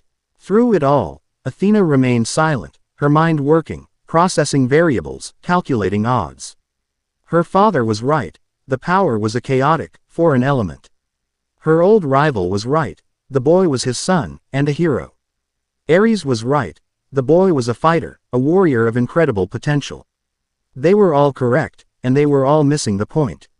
The issue wasn't what Percy was. It was what he represented. A paradigm shift. A new type of power entering the game, one that didn't play by their rules. Order had to be maintained. And sometimes, maintaining order required difficult, pragmatic choices. Unseen by the others, she made a subtle gesture with her hand, a flicker of divine will. Far below, in the mortal world, a message had been received. The time for observation was over. The time for intervention was at hand. At Camp Half-Blood, news of the battle in Greenwich Village had spread like wildfire. Campers huddled in anxious groups, whispering the fragmented, sensationalized details they'd gleaned from news reports and iris messages. Percy, their former leader and hero, had fought the god Ares to a standstill in the middle of New York City. The camp was divided. Some saw it as an act of incredible power, a sign that Percy had ascended to a new level. Others, remembering the dark prophecy, saw it as a confirmation of their worst fears. He had truly gone rogue. Annabeth Chase felt like she was suffocating. She had heard the news from a tearful, terrified Malcolm, her second in command, and every word had been a knife in her heart. She imagined Percy, alone, battling a god, unleashing the very power that had driven a wedge between them. He hadn't been lying. He was dealing with something dangerous, something he couldn't control. And in her hurt and pride, she had let him walk away, alone, to face it. Her guilt was a cold, heavy stone in her stomach, but it was quickly being consumed by the hot fire of her fear. She knew the gods. She knew their pride, their paranoia. They would not see this as a cry for help. They would see it as a rebellion. They would move to crush him. She couldn't let that happen. She made a decision. Her mind, for the first time in weeks, clear and sharp. She was a daughter of Athena. Her greatest weapon wasn't a sword or a shield, it was her intellect. She couldn't fight Ares for Percy. But she could navigate the one battlefield that was even more treacherous than a city street, Olympian politics. She bypassed Chiron, knowing he would try to stop her, and went straight to the big house attic. To the oracle's lair. The air was still and musty, thick with the weight of countless futures. She didn't go to ask a question. She went to find a back door. The path to Olympus was not always through the Empire State Building's elevator. For those with the proper knowledge, there were other, more discreet ways. She had spent years studying the architecture of the gods' home. Both its physical and metaphysical structures. She knew its secrets. Annabeth found what she was looking for behind an old, dusty tapestry depicting the first Titanomachy, a small, unassuming doorway that shouldn't have been there. It was a service entrance, of sorts, one used by minor spirits and wind nymphs for deliveries. It was a foolish, dangerous risk. If she were caught, she could be blasted to ashes for her audacity. But the thought of Percy, hunted and alone, was a far greater fear than the wrath of Zeus. She steeled her resolve, took a deep breath, and stepped through the door. The Anomalies' new home was a network of abandoned subway tunnels deep beneath the city, a place the modern world had forgotten. It was damp, dark, and smelled of rust and decay, but it was defensible. Alara, it turned out, was not just a powerful telepath. She was a master of logistics and survival, with contingency plans for her contingency plans. She had caches of supplies hidden all over the city, and a network of contacts, other, more solitary anomalies, who fed her information. They gathered in a large, open cavern where several tunnels converged, the only light coming from the soft, phosphorescent glow of a strange fungus that clung to the ceiling, a cultivation of another anomaly's unique power. It was here, surrounded by her displaced people, that Alara finally shared the truth about their enemy. They called themselves the Ordo Aeternum, she said, her voice echoing in the vast, dark space. She projected an image from her mind onto a damped section of rock wall. It was a simple, stark symbol, a perfect, unbroken circle with a stylized scale held in balance at its center. The Eternal Order. Their origins are ancient, dating back to the first stirrings of civilization. To the first time a mortal was touched by a power they couldn't explain. They're monster hunters, Kale asked, his arms crossed, his usual arrogance replaced by a grim seriousness. No, Alara corrected, they are far more dangerous than that. They are not concerned with good or evil. They are concerned with balance. With order. Their core belief is that the universe requires a specific equilibrium to survive. On one side of the scale, you have the mundane, the mortal world. On the other, the divine and the mythological. The gods, the monsters, the titans, they are a known quantity. A destructive, chaotic, and necessary part of the equation. Percy felt a chill creep up his spine. He was beginning to understand. And us. The image on the wall shifted. It now showed the scale, but a third weight had been added, throwing the entire mechanism off balance. The scale was breaking. "We are that third weight," Alara said, her voice grave. "We, and you, Percy Jackson, are anomalies. Powers that do not fit into their equation.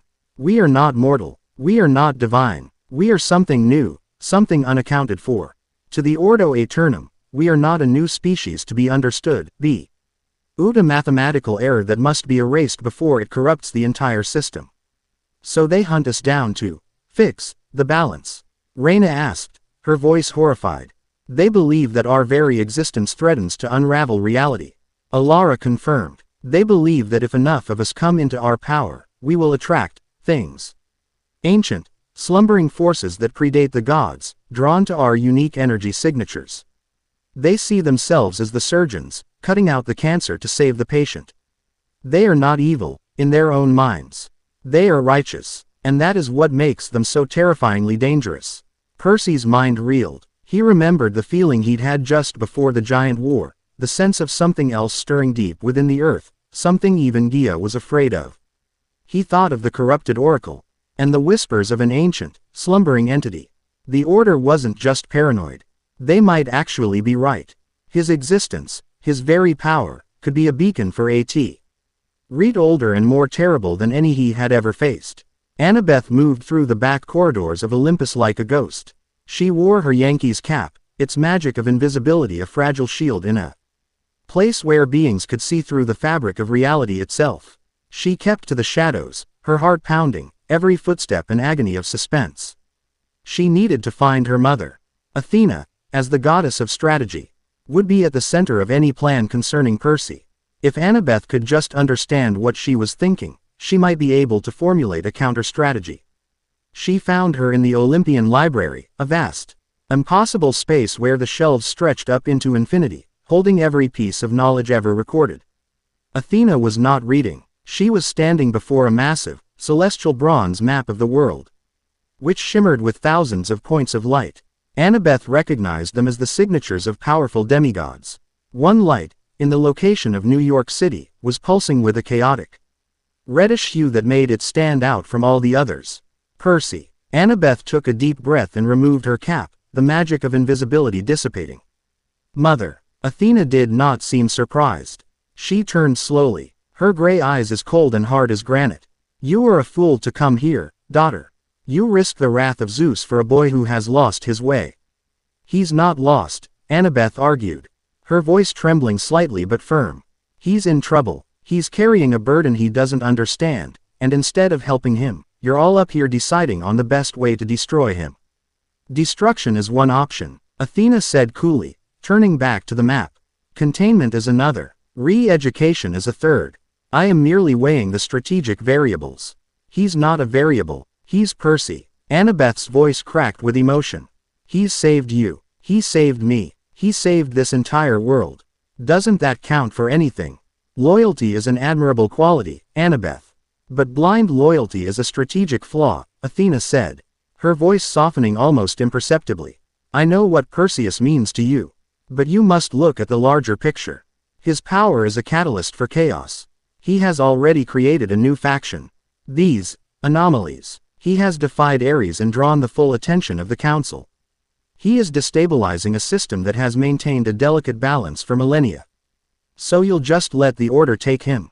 Annabeth blurted out, her fear making her reckless. Athena's head snapped toward her, her eyes narrowing dangerously. "What did you say?" Annabeth froze, realizing her mistake. She had revealed her hand. But there was no going back now. "I know about them. The Ordo Aeternum. The mortals who hunt demigods and others who don't fit their definition of order." Athena was silent for a long, chilling moment. "Your intelligence network is impressive," she said finally, her voice devoid of all warmth. But you are meddling in affairs far beyond your comprehension. The Ordo Aeternum is a tool. A blunt instrument, perhaps, but a useful one for problems that require a mortal touch. A horrifying realization dawned on Annabeth. You're working with them, she whispered. You would hand Percy over to a secret mortal organization that wants to dissect him. I am considering all options to neutralize a threat, Athena replied, her voice cold as steel. Quote, the Order believes Perseus is a threat to global stability. On that, we agree. Their methods are distasteful, but perhaps necessary. A scalpel is sometimes required to remove a tumor. Annabeth stared at her mother, the goddess of wisdom. And for the first time, she saw not a strategist, but a tyrant, willing to sacrifice anyone, even the greatest hero of the age, for her cold, calculated vision of order. The love and respect she had for her mother curdled into a bitter, defiant anger. If you do this, Annabeth said, her voice shaking with rage, if you side with them against him, then you are not only my mother. You are my enemy. She turned before Athena could reply, jamming her cap back on her head and vanishing from sight. She ran from the library, her mind racing. Her mother was compromised. The gods were not going to help Percy. They were going to sanction his capture. She had only one choice left. She had to get to him first. She had to warn him. And as she fled through the golden halls of a home that now felt alien and hostile, she knew with sickening certainty that the lines had been drawn. The war was no longer just Percy against the world. It was a civil war, and she was on the opposite side of the gods. Chapter 6 End. Chapter 7. The Serpent's Whisper. The damp, oppressive darkness of the subway tunnels became their world. Days and nights blurred into a monotonous cycle of vigilance and survival. They were a tribe of ghosts haunting the city's forgotten arteries, their existence a closely guarded secret. Alara's network of contacts kept them supplied with food, water, and, most importantly, information. They learned to read the city not by the headlines in the papers, but by the subtle shifts in energy, the patterns of police patrols, and the whispers carried on the wind by sympathetic spirits. The Order was everywhere, their presence a constant, low-level hum of sterile, watchful energy. The hunt was on, and the entire city was their cage. Percy found a new purpose in this subterranean twilight. He was no longer just the chaotic force who had shattered their sanctuary, he was its frontline defender. He spent his time with Kale and Marcus, mapping the labyrinthine tunnel system, setting up choke points, and establishing escape routes. He learned to use his powers in ways he never had before. He could sense the intricate network of water inns and sewer lines that crisscrossed their new home, turning the very infrastructure of the city into a sensory web. He could feel the vibrations of a passing subway train miles away, or the subtle pressure shift of an Order patrol vehicle passing on the street directly above. His control over the chakra was growing, tempered by the constant, low-level stress of their fugitive existence. He no longer needed a massive emotional spike to access it. He could draw on it now with a quiet, focused act of will, pulling just enough to coat his fists in a protective shell of energy for training, or enhance his senses for a scouting mission. The monster in his gut was still there, its power a bottomless, raging ocean. But he was no longer drowning in it. He was learning to build a raft. Yet, a new and more insidious threat began to creep into their refuge, one that couldn't be fought with fists or lightning. It came in the form of whispers. The Oracle's prophecy had not been a singular event. It was the opening salvo in a campaign of psychological warfare. New prophecies began to filter down from the surface world, spreading through the demigod underground and even reaching the ears of Alara's contacts. They were always fragmented, always ominous, and they all pointed to Percy.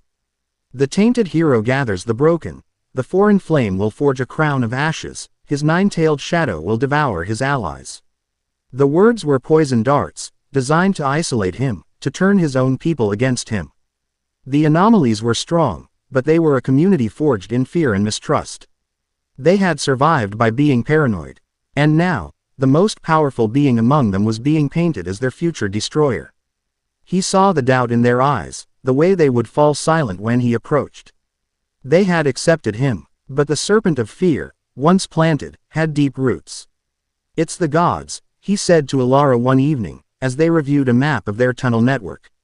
They're trying to break us apart from the inside. Quote, It is not the gods, Alara said, her eyes distant, her mind clearly focused on something far away. Not directly. The Oracle of Delphi is a divine instrument, yes. But an instrument can be played by more than one musician. This feels different. The words are twisted, corrupted. What do you mean, corrupted? The Oracle's prophecies have always been maddeningly vague. But they held a core of truth, she explained. These new ones, they feel malicious. They are not warnings, they are condemnations. Something has latched onto the Oracle, a dark presence that is twisting its visions. Turning a tool of fate into a weapon of discord. A cold knot formed in Percy's stomach. He thought of the slumbering entity the Order feared, the ancient power he himself had sensed. You think this presence is influencing Rachel? I believe it is poisoning her, Alara said gravely. And if it can poison the very font of prophecy, it can poison the morale of our entire world. We cannot fight our enemies if we are busy fighting amongst ourselves. This is a strategic attack against our unity, and it is brutally effective. Percy knew she was right. He had to face this threat head-on. He couldn't let this unseen enemy destroy their fragile alliance before it had even truly begun. I'm going back, he said, the decision forming with absolute clarity. I'm going to Camp Half-Blood. The statement was met with stunned silence. Kale, who had been listening from the shadows, stepped forward. Are you insane? After that prophecy, they'll crucify you. You're the camp's public enemy #1. Which is exactly why they won't be expecting me to walk through the front door, Percy countered. I'm not going there to fight. I'm going for answers. I need to see Rachel. I need to confront the Oracle itself. If something is controlling it, I have to know what it is. It was a reckless, borderline suicidal plan, and everyone knew it. But they also knew it was necessary. The prophecies were a festering wound, and if they didn't cauterize it, the infection would destroy them. Getting into Camp Half-Blood was the easy part. Percy knew its borders, its patrols, its blind spots better than anyone. One moonless night, he simply walked out of the labyrinth, its entrances long since sealed to armies, but still accessible to a lone traveler who knew the way, and found himself standing in the familiar quiet of the camp woods. The air smelled of pine and strawberries and home, and the scent was a painful twist in his gut. He moved like a ghost, his senses enhanced by a thin, invisible layer of chakra. He avoided the security patrols, bypassed the harpies, and made his way to the big house. It was late, the lights were out, the camp asleep. His target was the attic, Rachel's sanctum. He scaled the side of the house, the chakra on his hands and feet allowing him to cling to the clapboard siding like a spider. He slipped the attic window open and slid inside, his feet making no sound on the dusty floorboards. The attic was just as he remembered it, a chaotic museum of forgotten quests and heroic junk. But the atmosphere was wrong.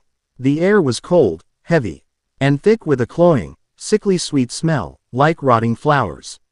In the center of the room, on a three-legged stool, sat Rachel Elizabeth Dare. She was awake. Her eyes were wide and staring. But they weren't seeing him. They were fixed on some distant, inner horror. Green smoke, thicker and darker than he'd ever seen it, leaked slowly from the corners of her mouth and eyes, clinging to her like a shroud. She was muttering to herself, stringing together fragmented, terrifying images. The golden scales shatter. The 9 chains break. He rises from the deep slumber, King in tatters. He will consume the sun. Rachel, Percy whispered, taking a cautious step forward. Her head snapped toward him, her movement unnaturally fast, like a puppet whose strings had been yanked. Her eyes glowed with a venomous green light. When she spoke, it was the Oracle's voice, but it was distorted, layered with a second, deeper voice, a guttural whisper that seemed to echo from the bottom of a deep, dark well. The tainted hero has returned to the place of his making, the double voice boomed. He seeks to silence the truth. I'm here to find the truth, Percy said, holding his ground. What are you? What have you done to her? I am the witness to the end, it rasped. The dreamer in the deep. I have seen the coming of the 9th. The unraveling. The boy is the key. His impure blood calls to the master.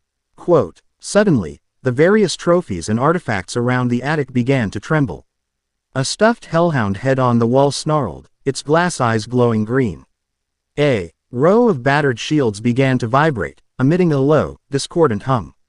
The very air grew thick with malevolent energy. This wasn't the oracle. This was a possession. Get out of her, Percy growled, his hand instinctively reaching for a pocket that didn't hold a pen. The possessed Rachel let out a horrifying, cackling laugh that was a blend of a young girl's voice and an ancient, grating hiss.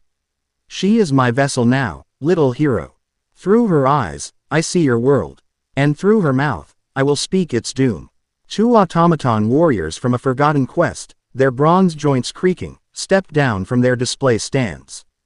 Their eyes glowed with the same green light as Rachel's. They were the oracle's guardians, and the entity controlling her had just turned them on him. They raised their ancient, pitted swords and advanced. Percy was trapped. He couldn't use his full power here. A blast of chakra would destroy the attic and everyone in it. A torrent of water would bring the whole house down. He had to fight smart. He grabbed the nearest weapon he could find, the preserved horn of the minotaur he'd killed when he was 12, and met the automatons. Charge. The fight was a cramped, desperate affair. The bronze warriors were relentless, their movements jerky but powerful. Percy was forced to use all his agility, ducking and weaving between piles of heroic memorabilia. He parried a sword strike with the minotaur horn, the impact jarring his arm to the shoulder. He kicked a stack of shields into one of the automatons, sending it stumbling back. All the while, the corrupted oracle chanted from her stool, her voice a constant, demoralizing drone of dark prophecy. He fights the truth. He embraces the shadow. His friends will flee from his monstrous form. Percy knew he couldn't win a straight fight. And he couldn't harm Rachel. He had to sever the connection between the entity and its guardians. He dodged another sword swing and noticed thin, almost invisible tendrils of the green smoke extending from Rachel to the backs of the automatons' heads. That was the control system. He had an idea. A stupid, reckless idea. He broke off his engagement with the warriors and charged straight at Rachel. The automatons, their programming screaming to protect the oracle, moved to intercept him. At the last second, he dropped, sliding across the dusty floor, and swept the three legs of her stool out from under her. Rachel tumbled to the ground with a cry of surprise. The fall broke her trance for a split second. The green light in her eyes flickered, and the smoky tendrils connecting her to the automaton snapped. The bronze warriors froze mid-stride, their inner light fading, and they collapsed into inanimate piles of metal and gears. Percy scrambled to his feet and rushed to Rachel's side. She was groaning, the normal color returning to her face. "Percy," she whispered, her eyes fluttering. What happened?" There was a voice, so cold. But before he could answer, the entity reasserted its control. The green smoke billowed from her mouth, thicker than ever, and a wave of pure psychic force slammed into Percy, throwing him across the room. He crashed into a shelf, sending a cascade of magical artifacts raining down around him. "You cannot save her," the entity roared through Rachel's mouth. "She is my window, and I see you, little godling. I see the raging fox chained to your soul. I will whisper to it while you sleep. I will stoke its hatred until it burns your pathetic world to cinders." The raw, undiluted malice in its voice was unlike anything Percy had ever encountered. It wasn't the arrogant pride of a god or the mindless hunger of a monster. This was an ancient, cosmic nihilism, a being that didn't just want to conquer or destroy, it wanted to unmake.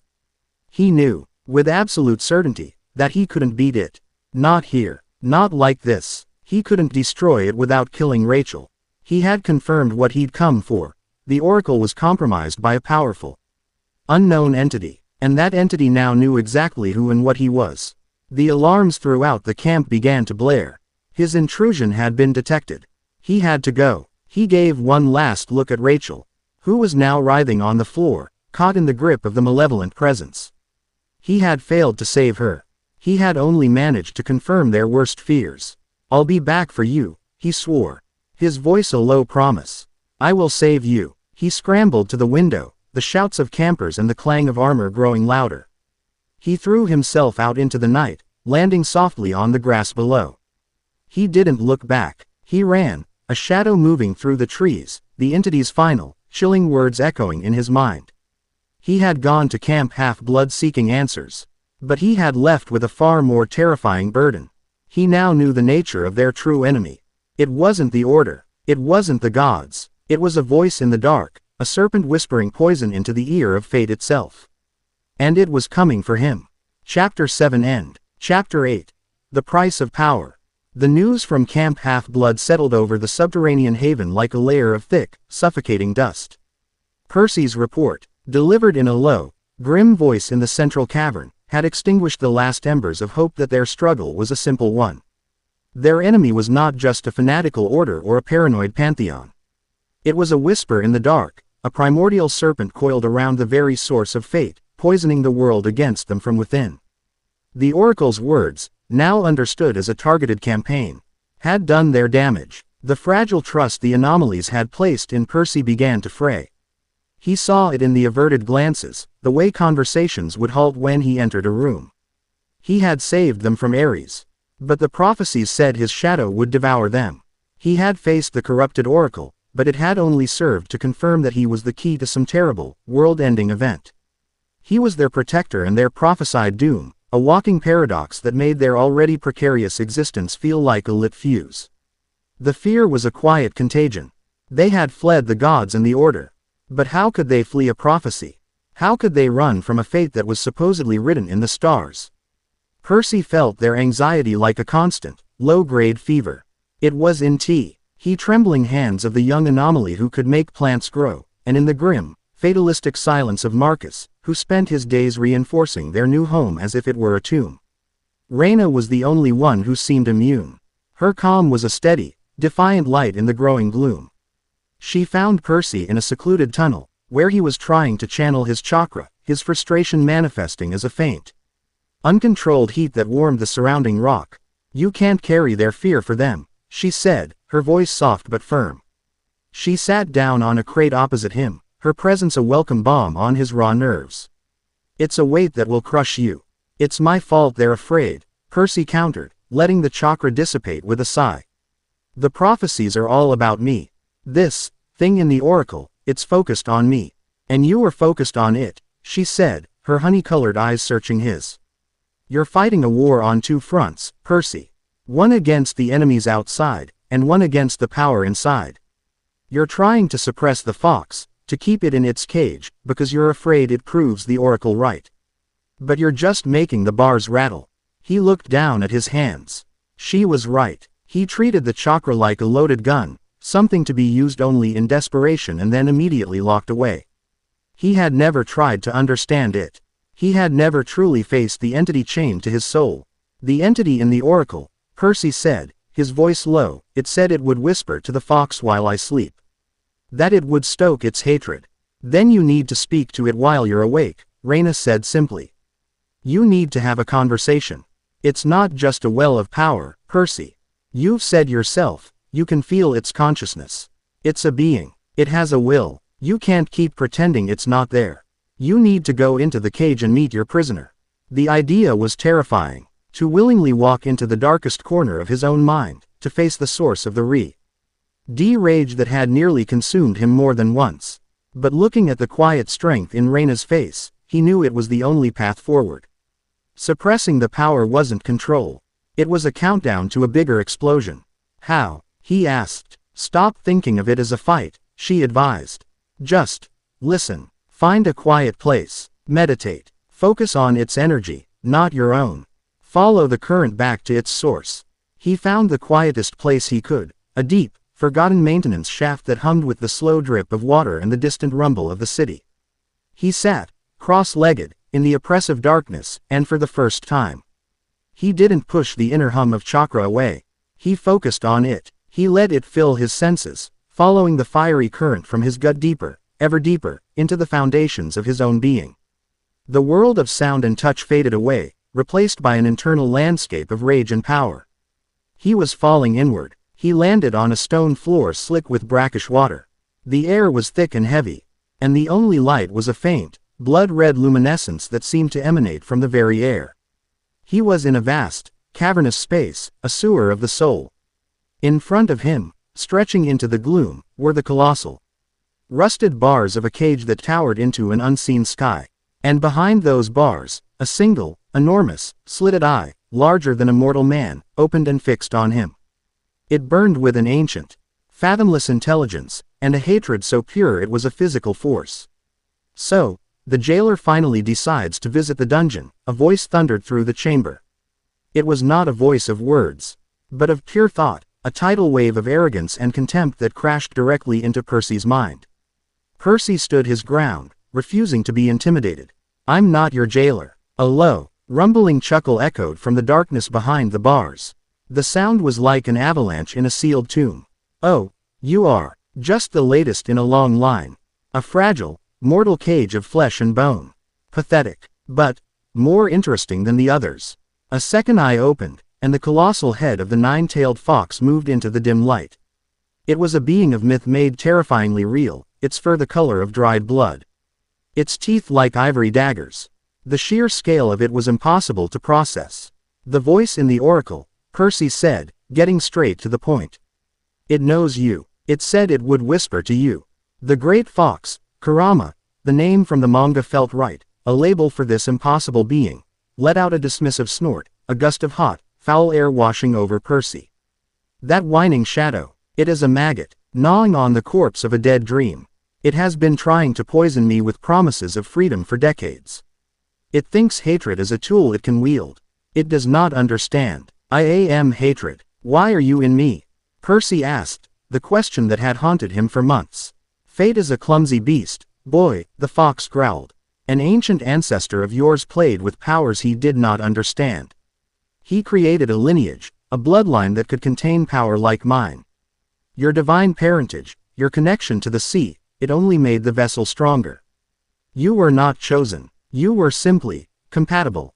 This wasn't a demon. It was a prisoner of war, a force of nature that had been chained and passed down like a cursed heirloom." "I didn't ask for this," Percy said. "And I did not ask to be sealed inside a succession of mewling insects." Kurama roared, slamming a clawed fist the size of a bulldozer against the bars. The entire mindscape trembled. "Do not speak to me of what you did not ask for. You, who have been gifted with a power that could shatter the thrones of the so-called gods, and you spend your time cowering in sewers, afraid of your own shadow." "That power nearly killed me," Percy shot back. "It nearly made me kill everyone around me. Because you fight it," Kurama roared. "You treat me like a disease. You draw on my power like a thief, taking scraps when you could command an inferno. You want control. Control is not suppression. Control is acceptance. Accept what you are. Accept me. Let go of your pathetic mortal fears and we could burn your enemies to ash." The offer was there, seductive and terrifying, a promise of absolute power. But Percy saw the hook in the bait. "And what happens then? I become your puppet, a weapon you can point at the world." Kurama fell silent, his burning eyes narrowing. He had expected fear, or a desperate plea for power. He had not expected negotiation. "No," Percy said, his voice ringing with a conviction that surprised even himself. "I won't be your cage, and I won't be your puppet. You're a part of me now. If we're going to survive this, if we're going to crush the order and silence that thing in the oracle, we do it together.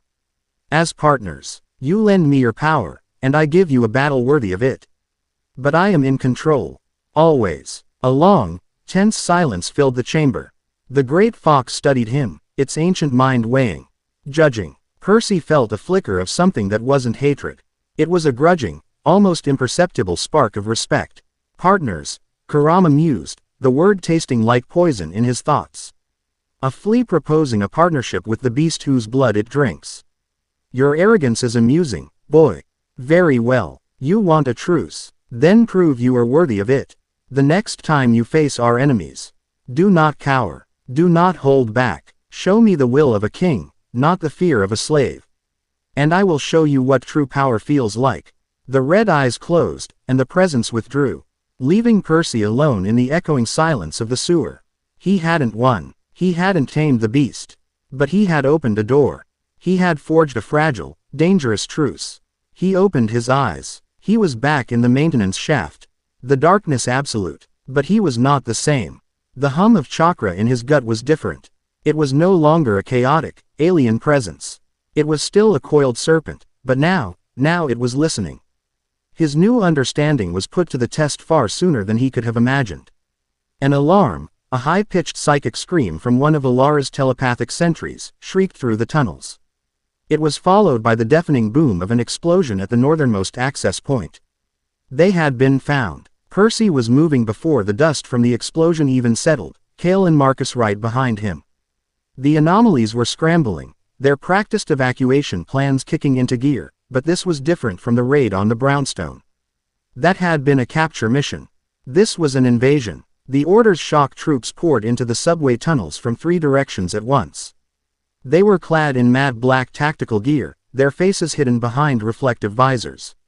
They moved with a terrifying, silent efficiency. And they had come prepared. Mounted on their shoulders were sonic emitters that pulsed with the same hollowing frequency Percy had felt in the subway station. The effect on the anomalies was immediate and devastating. Powers sputtered and died. Cale clutched his head, the lightning that usually danced around him reduced to a few pathetic sparks. Marcus tried to form a kinetic shield, but it was as flimsy as soap film, shattering the moment it formed. "They're neutralizing us," Marcus yelled over the chaos. "They've adapted their tech." The Order troops advanced, firing canisters that filled the tunnels with a thick, acrid green gas. It didn't choke, it clung, and wherever it touched an anomaly, it seemed to eat at their energy, making them sluggish and weak. Percy fought back, his demigod physiology more resistant to the sonic assault than the others. He ripped a massive water pipe from the tunnel wall and sent a deluge crashing toward the invaders, washing away the gas and sending a dozen soldiers tumbling. But they recovered instantly, their armor apparently sealed, and advanced, firing nets woven with energy-dampening fibers. The anomalies were being systematically herded, their powers useless, their escape routes cut off. They were being pushed back toward the central cavern, where the non-combatants, the children and the elderly, were huddled in terror. Reyna was there, her own healing light reduced to a faint glimmer, as she tried to shield 2 terrified children behind a makeshift barricade. An Order squad, their weapons raised, was closing in on her. Percy saw it all. Marcus, overwhelmed, taking a volley of stun rounds to the chest and going down hard. Cale, fighting with a simple metal pipe, being swarmed by 4 soldiers. Reyna, cornered and defenseless. He heard the calm, detached voice of the Order's commander echoing through the tunnels from some unseen comm system. All resistant subjects are cleared for lethal termination. Contain the primary target, Perseus Jackson, at all costs. Anomaly 734 is to be taken alive. They were going to slaughter his people just to get to him. The rage that rose in him was cold and pure. He heard the voice of the fox in his mind, a low and eager growl. "Now, boy, show me the will of a king." He made his choice. He let go of the sea. He let go of the fear. He reached deep into his gut and opened the gates wide. "All right," Percy whispered to the beast within. "Let's give them a show." The sonic dampeners wavered. For a split second, the Order soldiers paused, their heads turning as their sensors went haywire, screaming at the impossible spike of energy. Then, the power erupted from Percy. It wasn't the uncontrolled rage of the warehouse, or the desperate inferno of the fight with Ares. This was different. The bubbling, malevolent chakra cloak formed around him, a single, massive tail of energy lashing the air behind him. But this time, it was dense, controlled. He was not lost in the rage. He was wearing it like a suit of armor. He was in command. The world slowed to a crawl. He saw the trajectory of every stun round, the flicker of every enemy visor. He felt the fear of his friends and the cold determination of his enemies. He drew on the fox's power, and it answered, flooding his limbs with a strength that felt like it could shatter mountains. He moved. He appeared in front of Reyna and the children a split second before the Order squad opened fire. He didn't bother with a shield. He simply held up a hand, and the incoming volley of lethal energy rounds slammed into a wall of raw, red chakra, dissolving into nothing. The soldiers stared, their emotionless visors unable to hide their sudden shock. Percy turned his head, his red-slitted eyes fixing on them. He didn't speak. He didn't have to. The primal, overwhelming menace rolling off him was more eloquent than any threat. He vanished from their sight, a crimson blur. What followed was not a fight. It was a storm. He moved through the Order's ranks like a phantom. He didn't kill. Killing was too simple, too merciful. He dismantled them. A soldier's advanced rifle was crushed into a ball of twisted metal with a single grip. Another was thrown with impossible force, smashing through an entire squad like a bowling ball. He shattered their armor, tore the sonic emitters from their mountings, and broke their lines with a terrifying, brutal grace. He was not just a warrior, he was a force of nature, and they were caught in the whirlwind. He moved with the fox's instincts, a predator toying with its prey, but he fought with his own mind, his strikes precise and disabling. He was a perfect, terrifying fusion of human strategy and monstrous power. He freed Marcus, broke Kale's attackers, and then turned his attention to the main invading force. He landed in their midst, and for the first time, the disciplined, emotionless soldiers of the Ordo Aeternum felt fear. He unleashed a roar, not of rage, but of pure, dominant power. It was the fox's voice, channeled through his throat, and it was a sound that shook the very foundations of the tunnels. A wave of concussive force, of pure killing intent, washed over the soldiers, and they fell back, their discipline shattered, their minds reeling from a primal terror they were not equipped to handle. Retreat. The commander's voice screamed over their comms, no longer calm, but filled with sheer panic. All units, retreat. The anomaly is unstable. Code Black. The order broke. They turned and fled, dropping weapons, trampling their own wounded in a desperate scramble to escape the crimson demon that had decimated their ranks. In the sudden, ringing silence, Percy stood in the center of the tunnel. Surrounded by the broken bodies and shattered technology of his enemies. The one-tailed chakra cloak swirled around him for a moment longer, then slowly, like a receding tide of blood, it sank back into his skin. The red faded from his eyes. He was himself again, panting, drained, but clear-headed. He turned to face his friends.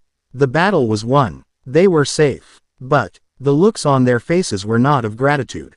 Alara, Marcus, Kale, Reyna, even the children he had just saved, they were all staring at him.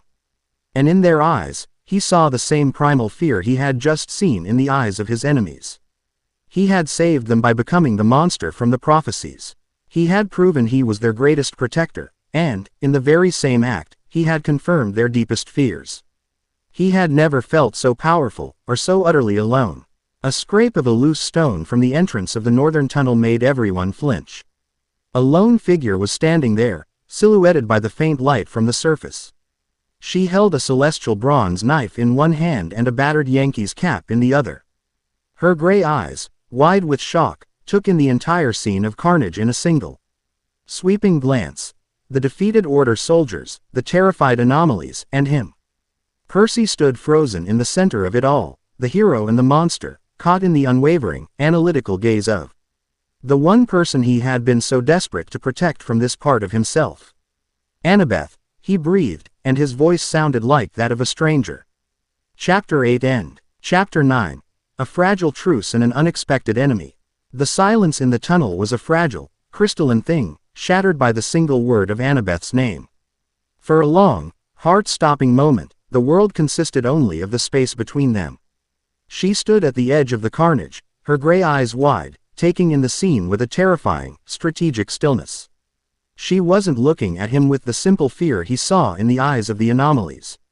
It was something far more complex, a maelstrom of shock, hurt, awe, and a fierce, analytical focus that was so uniquely her. She was processing, calculating, trying to fit this impossible image of him into the Percy she knew. He took a step toward her, and the spell broke.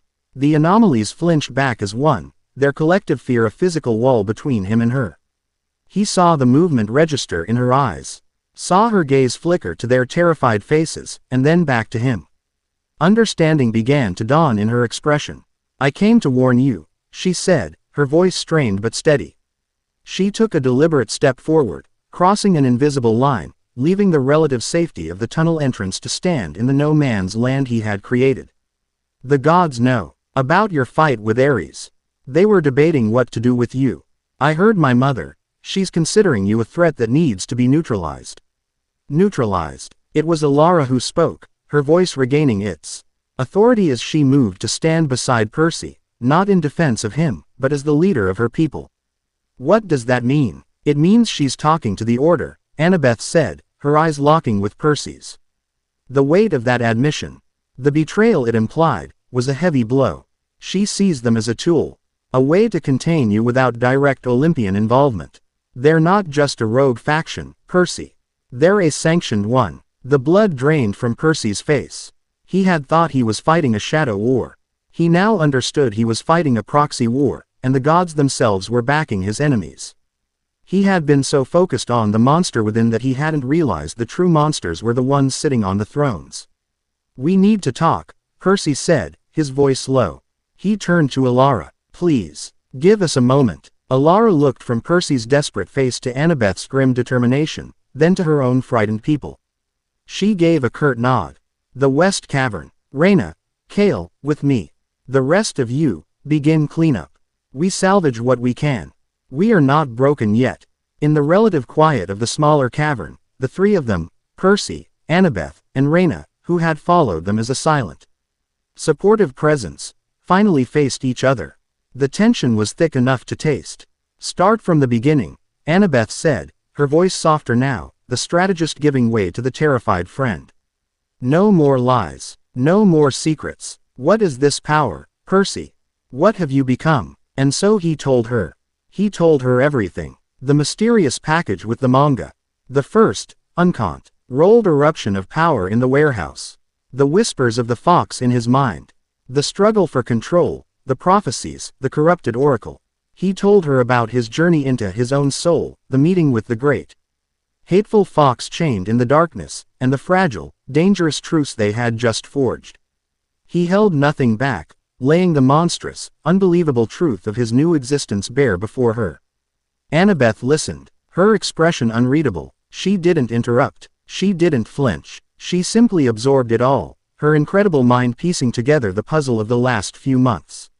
When he was finished, the cavern was silent, the only sound the slow drip of water from the ceiling. "A Jinchuriki," she whispered, the foreign word sounding strange and yet perfectly fitting on her lips. She looked at him, and for the first time, he saw not fear, but a profound, aching empathy. "So all this time, you've been fighting a war inside your own head, and another one out here, and you've been doing it all alone.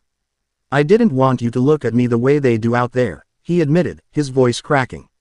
"Like I'm a monster." "You're an idiot," she shot back, but there was no heat in it. She closed the distance between them and finally, wrapped her arms around him. He stiffened for a second, then melted into the embrace, burying his face in her hair, the familiar scent of lemon soap and old parchment a lifeline in the storm of chaos his life had become. "You're a stubborn, prideful, seaweed-brained idiot. We faced Tartarus together. Did you really think a giant, mythical fox demon was going to be the thing that made me run?" He held her tighter, a weight he didn't even realize he was carrying lifting from his soul. She wasn't running. She was here. She knew the worst of him. And she was still here. Their reunion was cut short by a sudden, jarring shift in the atmosphere. It wasn't an attack. It was a presence. An aura of arrogant, blood-soaked power that made the damp air feel dry and hot. A slow, deliberate clapping echoed from the tunnel entrance. "Well, isn't this touching?" a gravelly voice drawled. The hero, the girlfriend, and the collection of freaks. A real heartwarming tragedy. Ares stood there, leaning against the rock wall as if he owned it. He was back in his biker leathers, a pair of sunglasses perched on his head despite the subterranean gloom. He looked utterly relaxed, and that was more terrifying than if he had come with his axe held high. Instinctively, Percy moved in front of Annabeth, the low hum of chakra rising in his gut. Kale and Marcus appeared behind Ares, their faces pale, their own powers useless in the god's overwhelming presence. "What do you want, Ares?" Percy growled. "Straight to business." "I like that," the god said, pushing himself off the wall and sauntering into the cavern. He ignored everyone else, his fiery eyes fixed on Percy. "I heard your little playmate Athena sicked her pet mortals on you. The order. Tidy, efficient, boring, no style at all. They want to put you in a box, kid. Dissect you. Figure out what makes you tick." He grinned. "And I can't have that. My favorite new toy, getting broken by a bunch of sterile nobodies. It's an insult to my entire brand." "So you're here to help?" Annabeth asked, her voice laced with suspicion. "Help is a strong word," Ares scoffed. "Let's call it a vested interest. See, the Order has a new piece of tech. My boy Hephaestus is green with envy. They're calling it the Severance Gauntlet. Nasty piece of work, powered by a stolen tit. An artifact in their own twisted science. It's designed to do one thing. Permanently sever a being from their source of power. They point it at you. He jerked a thumb at Percy, and poof. No more sea god tricks. No more fox fire. You're just a kid with ADHD and a bad attitude. Percy's blood ran cold. A weapon that could strip him of everything he was. It was a fate worse than death. And why are you telling us this? He asked, his voice tight. Because a declawed cat is no fun to fight, Ares said with a predatory gleam in his eyes. You're the most exciting thing to happen to this boring world in a century. I'm not going to let Athena and her lab rats neuter you before you've reached your full potential. That's my job. He stopped in front of them, his proposal hanging in the air. The Order is moving the gauntlet to their primary research facility upstate. A fortress. They think it's impregnable, but they've never had a god try to kick in their front door. And they've never dealt with something like you. The offer was as insane as it was simple. You want to help us steal it? Percy asked, incredulous. I want to be in the front row when you unleash that monster of yours on their little science fair. Ares corrected. I'll get you through their divine defenses. You handle the mortal tech and the stormtroopers. We go in, we break their stuff, we take their ultimate weapon, and we get out. A temporary alliance, a truce, for a common cause, to make sure you stay interesting. The sheer, self-serving audacity of it was breathtaking. Alara had joined them now, her face a mask of grim calculation. This was a deal with a devil, a pact with their natural enemy. But Ares was offering them the one thing they didn't have, a chance. He's using us, Kale snarled from the tunnel mouth. The moment we have it, he'll turn on us. Probably, Ares agreed cheerfully. But not before we get it. And let's be honest, you lot don't have any other options, do you? You can stay down here and wait for the Order to come back with their fancy new glove, or you can take a chance with the devil you know. They were trapped. Annabeth, the strategist, saw it immediately. She looked at Percy, a silent question in her eyes. He was the one Ares was here for. He was the linchpin. He thought of the fear in the anomaly's eyes. He thought of Athena's cold betrayal. He thought of the Order's relentless hunt. Ares was a monster, but he was a straightforward monster. His motives were clear. He wanted a good fight. In a world of shadows and whispers, that kind of brutal honest. Why was something Percy could almost respect. And he was right. They were out of options. He felt the hum of the fox's chakra in his gut, a low, eager thrum. Kurama was a being of immense power and pride. The idea of a weapon that could simply erase him was an intolerable insult. For the first time, Percy felt a flicker of agreement with the beast inside him. Okay, Percy said, the word sealing their fate. We have a deal, but we do this my way. No unnecessary casualties. We get the gauntlet, and we destroy it. Ares's grin was terrifying. You can have the glove. I just want the glorious, property-destroying mayhem. Now, let's talk strategy. He unrolled a schematic on a crate, a blueprint of the Order facility that he had clearly, somehow, acquired. Annabeth immediately leaned in, her sharp eyes scanning the layout. Her mind already formulating a plan of attack. Kale and Marcus reluctantly joined, their mistrust warring with the necessity of survival. Reyna stood back, her gaze fixed on Percy. A silent warning of the price of such an alliance. Percy looked at the impossible council that had formed in the dark tunnels beneath New York. A demigod hosting a mythical demon, a daughter of wisdom betrayed by her mother. A collection of magical misfits, and the literal god of war. They were a fragile, volatile truce, an alliance of the hunted and the hungry, bound by a single, desperate goal.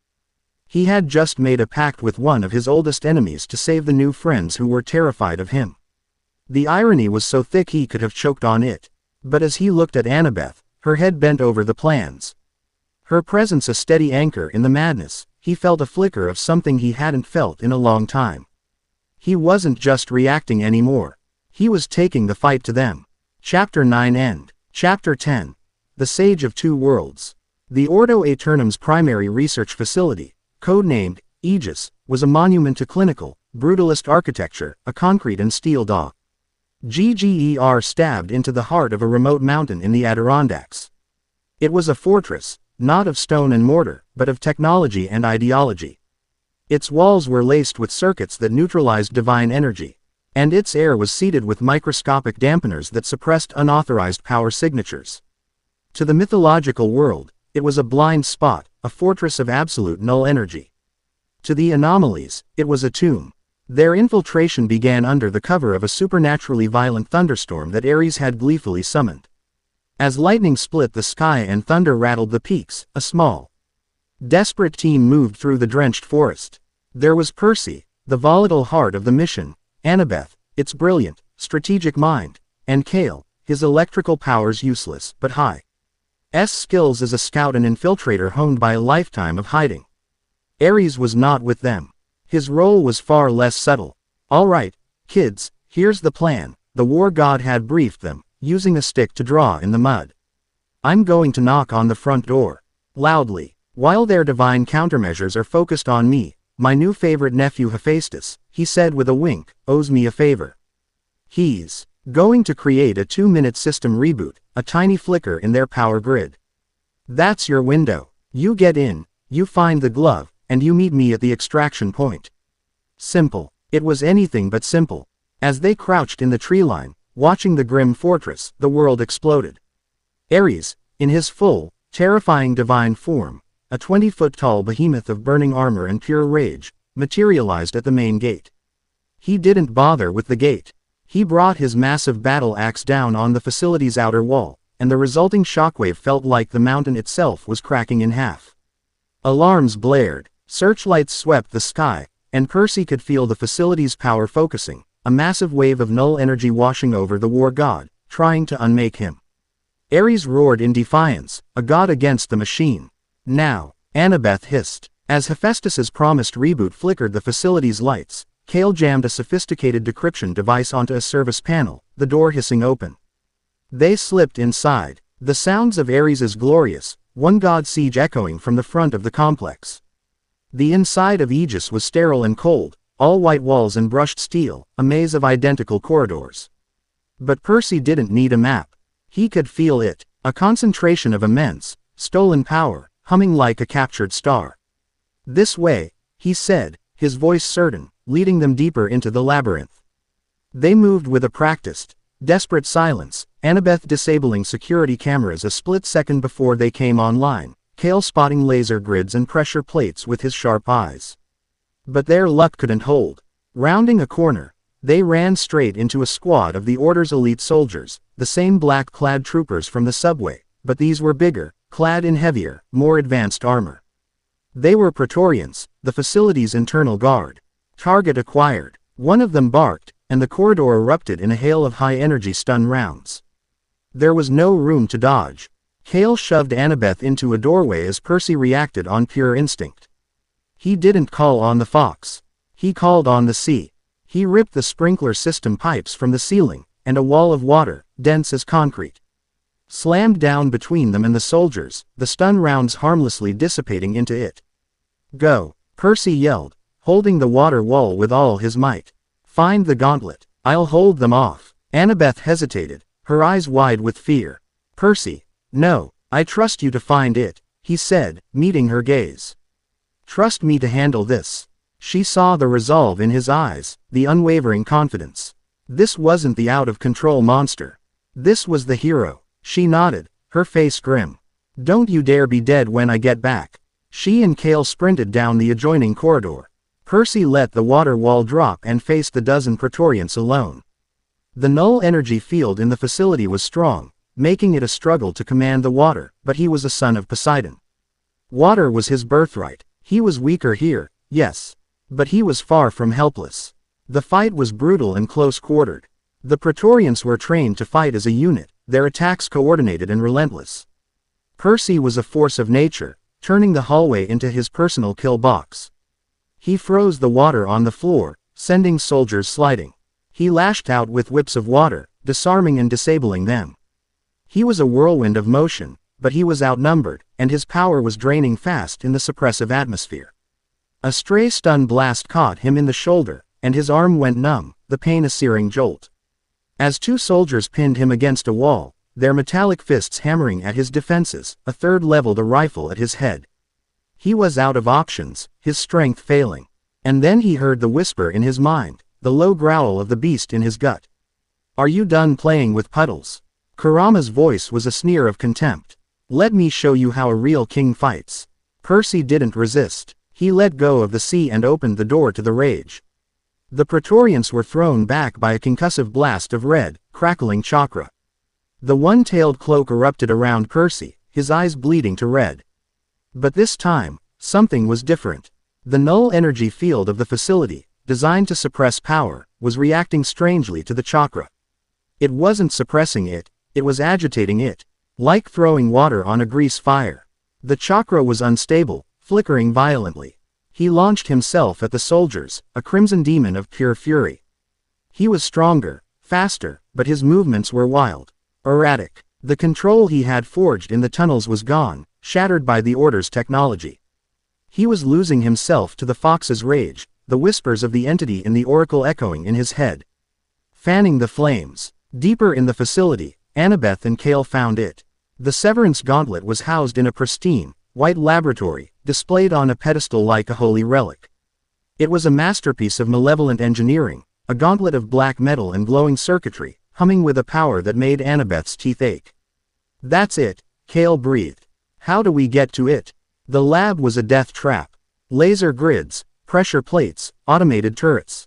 But to Annabeth, it was just another puzzle, another labyrinth. "The power conduits are under the floor panels," she said, her mind already working 3 steps ahead. "Kale, I need a distraction. A big one." While Kale hot-wired a control panel, causing chaos with the lab's automated systems, Annabeth slipped beneath the floor. Navigating a maze of cables and energy lines. She worked with a surgeon's precision, her bronze knife her only tool, rerouting, cutting, and splicing, her mind a blur of calculations. The lab's defenses flickered and died one by one. She emerged, sweaty and triumphant, just as the last turret powered down. "It's done." But as Kale reached for the gauntlet, a figure re-stepped from the shadows behind the pedestal. He was a tall, severe-looking man in a pristine white lab coat, his face a mask of cold, intellectual curiosity. It was the Order's leader, the High Proctor. "Impressive," the Proctor said, his voice calm. "You have bypassed security that was designed to repel a minor god. Your strategic mind is a remarkable anomaly in itself, daughter of Athena." Behind him, the walls shimmered and dissolved, revealing a dozen more Praetorians, their weapons aimed. It was a trap. The facility's defenses were a test, the Proctor continued, a cruel smile touching his lips. "And you have passed. Now, you will be the first to witness the dawn of a new age. An age of perfect, unassailable order." He picked up the Severance Gauntlet and began to slide it onto his arm. "My age." Percy was losing. The unstable chakra was burning through his energy, and his mind was a battlefield. He was fighting the Praetorians, the null field, and the rage of the Fox all at once. He was on his knees, the red cloak sputtering, as the soldiers closed in for the final capture. It was in that moment of absolute despair, pinned between 2 warring parts of himself, that he finally understood. Reina's words came back to him. "Stop thinking of it as a fight." Kurama's challenge echoed in his soul. "Show me the will of a king." He wasn't a jailer or a puppet. He wasn't a demigod or a Jinchuriki. He was both. He stopped fighting the sea to embrace the Fox. He stopped suppressing the Fox to reclaim the sea. He reached for both at once, not as 2 separate power sources, but as 2 halves of his own soul. He let the cool, steady currents of his father's power flow into the raging, chaotic inferno of the Fox's chakra. Oil and water, they were never meant to mix. But as they crashed together in the crucible of his will, they did not nullify each other. They created something new. A wave of turquoise energy, the perfect fusion of sea green and blood red, exploded from his body, obliterating the last of the Praetorians and shattering the null field emitters in the corridor. He rose to his feet, no longer cloaked in a monstrous shroud, but glowing with a soft, internal light. The red in his eyes faded, but a ring of gold now circled his irises, and pigmented markings, like a sage's, had appeared on his face. He felt the calm, immense power of the ocean and the sharp, predatory senses of the Fox, all working in perfect, harmonious balance. He had done it. He had achieved a state of being unique to him, a fusion of two worlds. He was a sage. He turned his head, his enhanced senses telling him exactly where Annabeth was, and that she was in terrible danger. He vanished, his speed no longer the wild blur of the fox, but a calm, instantaneous shimmer of movement. He materialized in the laboratory a second before the High Proctor, wearing the fully powered gauntlet, could unleash its energy on a defiant Annabeth and Kale. The Proctor froze, his eyes widening in disbelief at Percy's transformed state. Impossible, the Proctor breathed. The energies should have destroyed you. You think in equations, Percy said, his voice calm and resonant, reeing the depth of the ocean and the growl of a beast. You forgot to account for the human factor. The Proctor sneered, recovering his composure. No matter. This is the end of your chaos. He aimed the gauntlet, and a beam of pure, unmaking energy shot toward Percy. Percy didn't dodge. He raised a hand, and a swirling shield of the new, turquoise sage chakra appeared in front of him. The beam from the gauntlet hit the shield and fizzled. The energy that was designed to sever a connection to a single power source had no idea how to process a being who was a living connection between two. It was like trying to cut a rope that was constantly reweaving itself. Percy walked forward, the Proctor's beam splashing harmlessly against his shield. He walked through the volley of fire from the stunned Praetorians, their attacks bouncing off his new, serene aura. He reached the Proctor, who was staring at the gauntlet in horrified disbelief. He didn't strike him. He simply placed a hand on the man's chest. It's over. He unleashed a gentle, controlled pulse of his sage chakra. It wasn't an attack. It was a transfer of understanding. For a split second, the High Proctor's mind was flooded with everything Percy was. The love for his friends, the agony of his burdens, the rage of the fox, the depth of the sea, the weight of the sky. The man saw the universe not as an equation to be solved, but as a beautiful, chaotic, and sacred thing. He saw the face of true power, and it was not a weapon of order, but a force of balance. The High Proctor screamed, a raw, human sound, and collapsed. The severance gauntlet falling from his arm with a clatter. His mind, unable to process the sheer, empathic overload, had shattered. He was left a hollow, broken man, staring into nothingness. Silence fell over the lab. The remaining Praetorians, their leader broken, their ultimate weapon a failure, slowly lowered their weapons. Percy turned to Annabeth, the sage markings on his face slowly receding. The golden light in his eyes softening back to their familiar sea green. He was still himself, but more so than ever before. He was whole. Just as Annabeth rushed toward him, the entire facility was rocked by a massive explosion. Ares, his part of the bargain fulfilled, was signaling that their time was up. They fought their way out, a unified force. Annabeth, directing their path. Kale, his powers restored, clearing the way with arcs of lightning. And Percy, a calm, unstoppable whirlwind of turquoise energy, a perfect fusion of hero and monster. They emerged into the stormy dawn, leaving the smoking ruin of Aegis behind them. Ares was waiting, leaning on his axe, a look of profound, almost religious awe on his face. He had felt the shift, the birth of Percy's new power. Well, punk, the war god said, his voice uncharacteristically subdued, you finally got interesting. They didn't stay. They vanished back into the shadows, a collection of fugitives who had just an impossible blow against their enemies. They had the gauntlet, a weapon they now had to decide how to destroy. They knew the order was crippled, but not broken. They knew the gods were watching, their plans in disarray. And they knew the entity in the oracle was still out there, its whispers a promise of a greater, darker war to come. But as they made their way back to the hidden, subterranean world that was their home, Percy walked with Annabeth's hand in his. He was no longer just a demigod. He was no longer just a host. He was a bridge between two worlds, a sage of his own making. He had a new purpose, not just to survive, but to protect those who fell through the cracks of the world's rigid definitions. He had faced the monster within and forged a truce. He had faced the cold logic of his enemies and answered with a defiant, chaotic humanity. The path ahead was dark and uncertain, but for the first time, he was not afraid of the shadows. He was ready to become a legend of his own making. Chapter 10 End.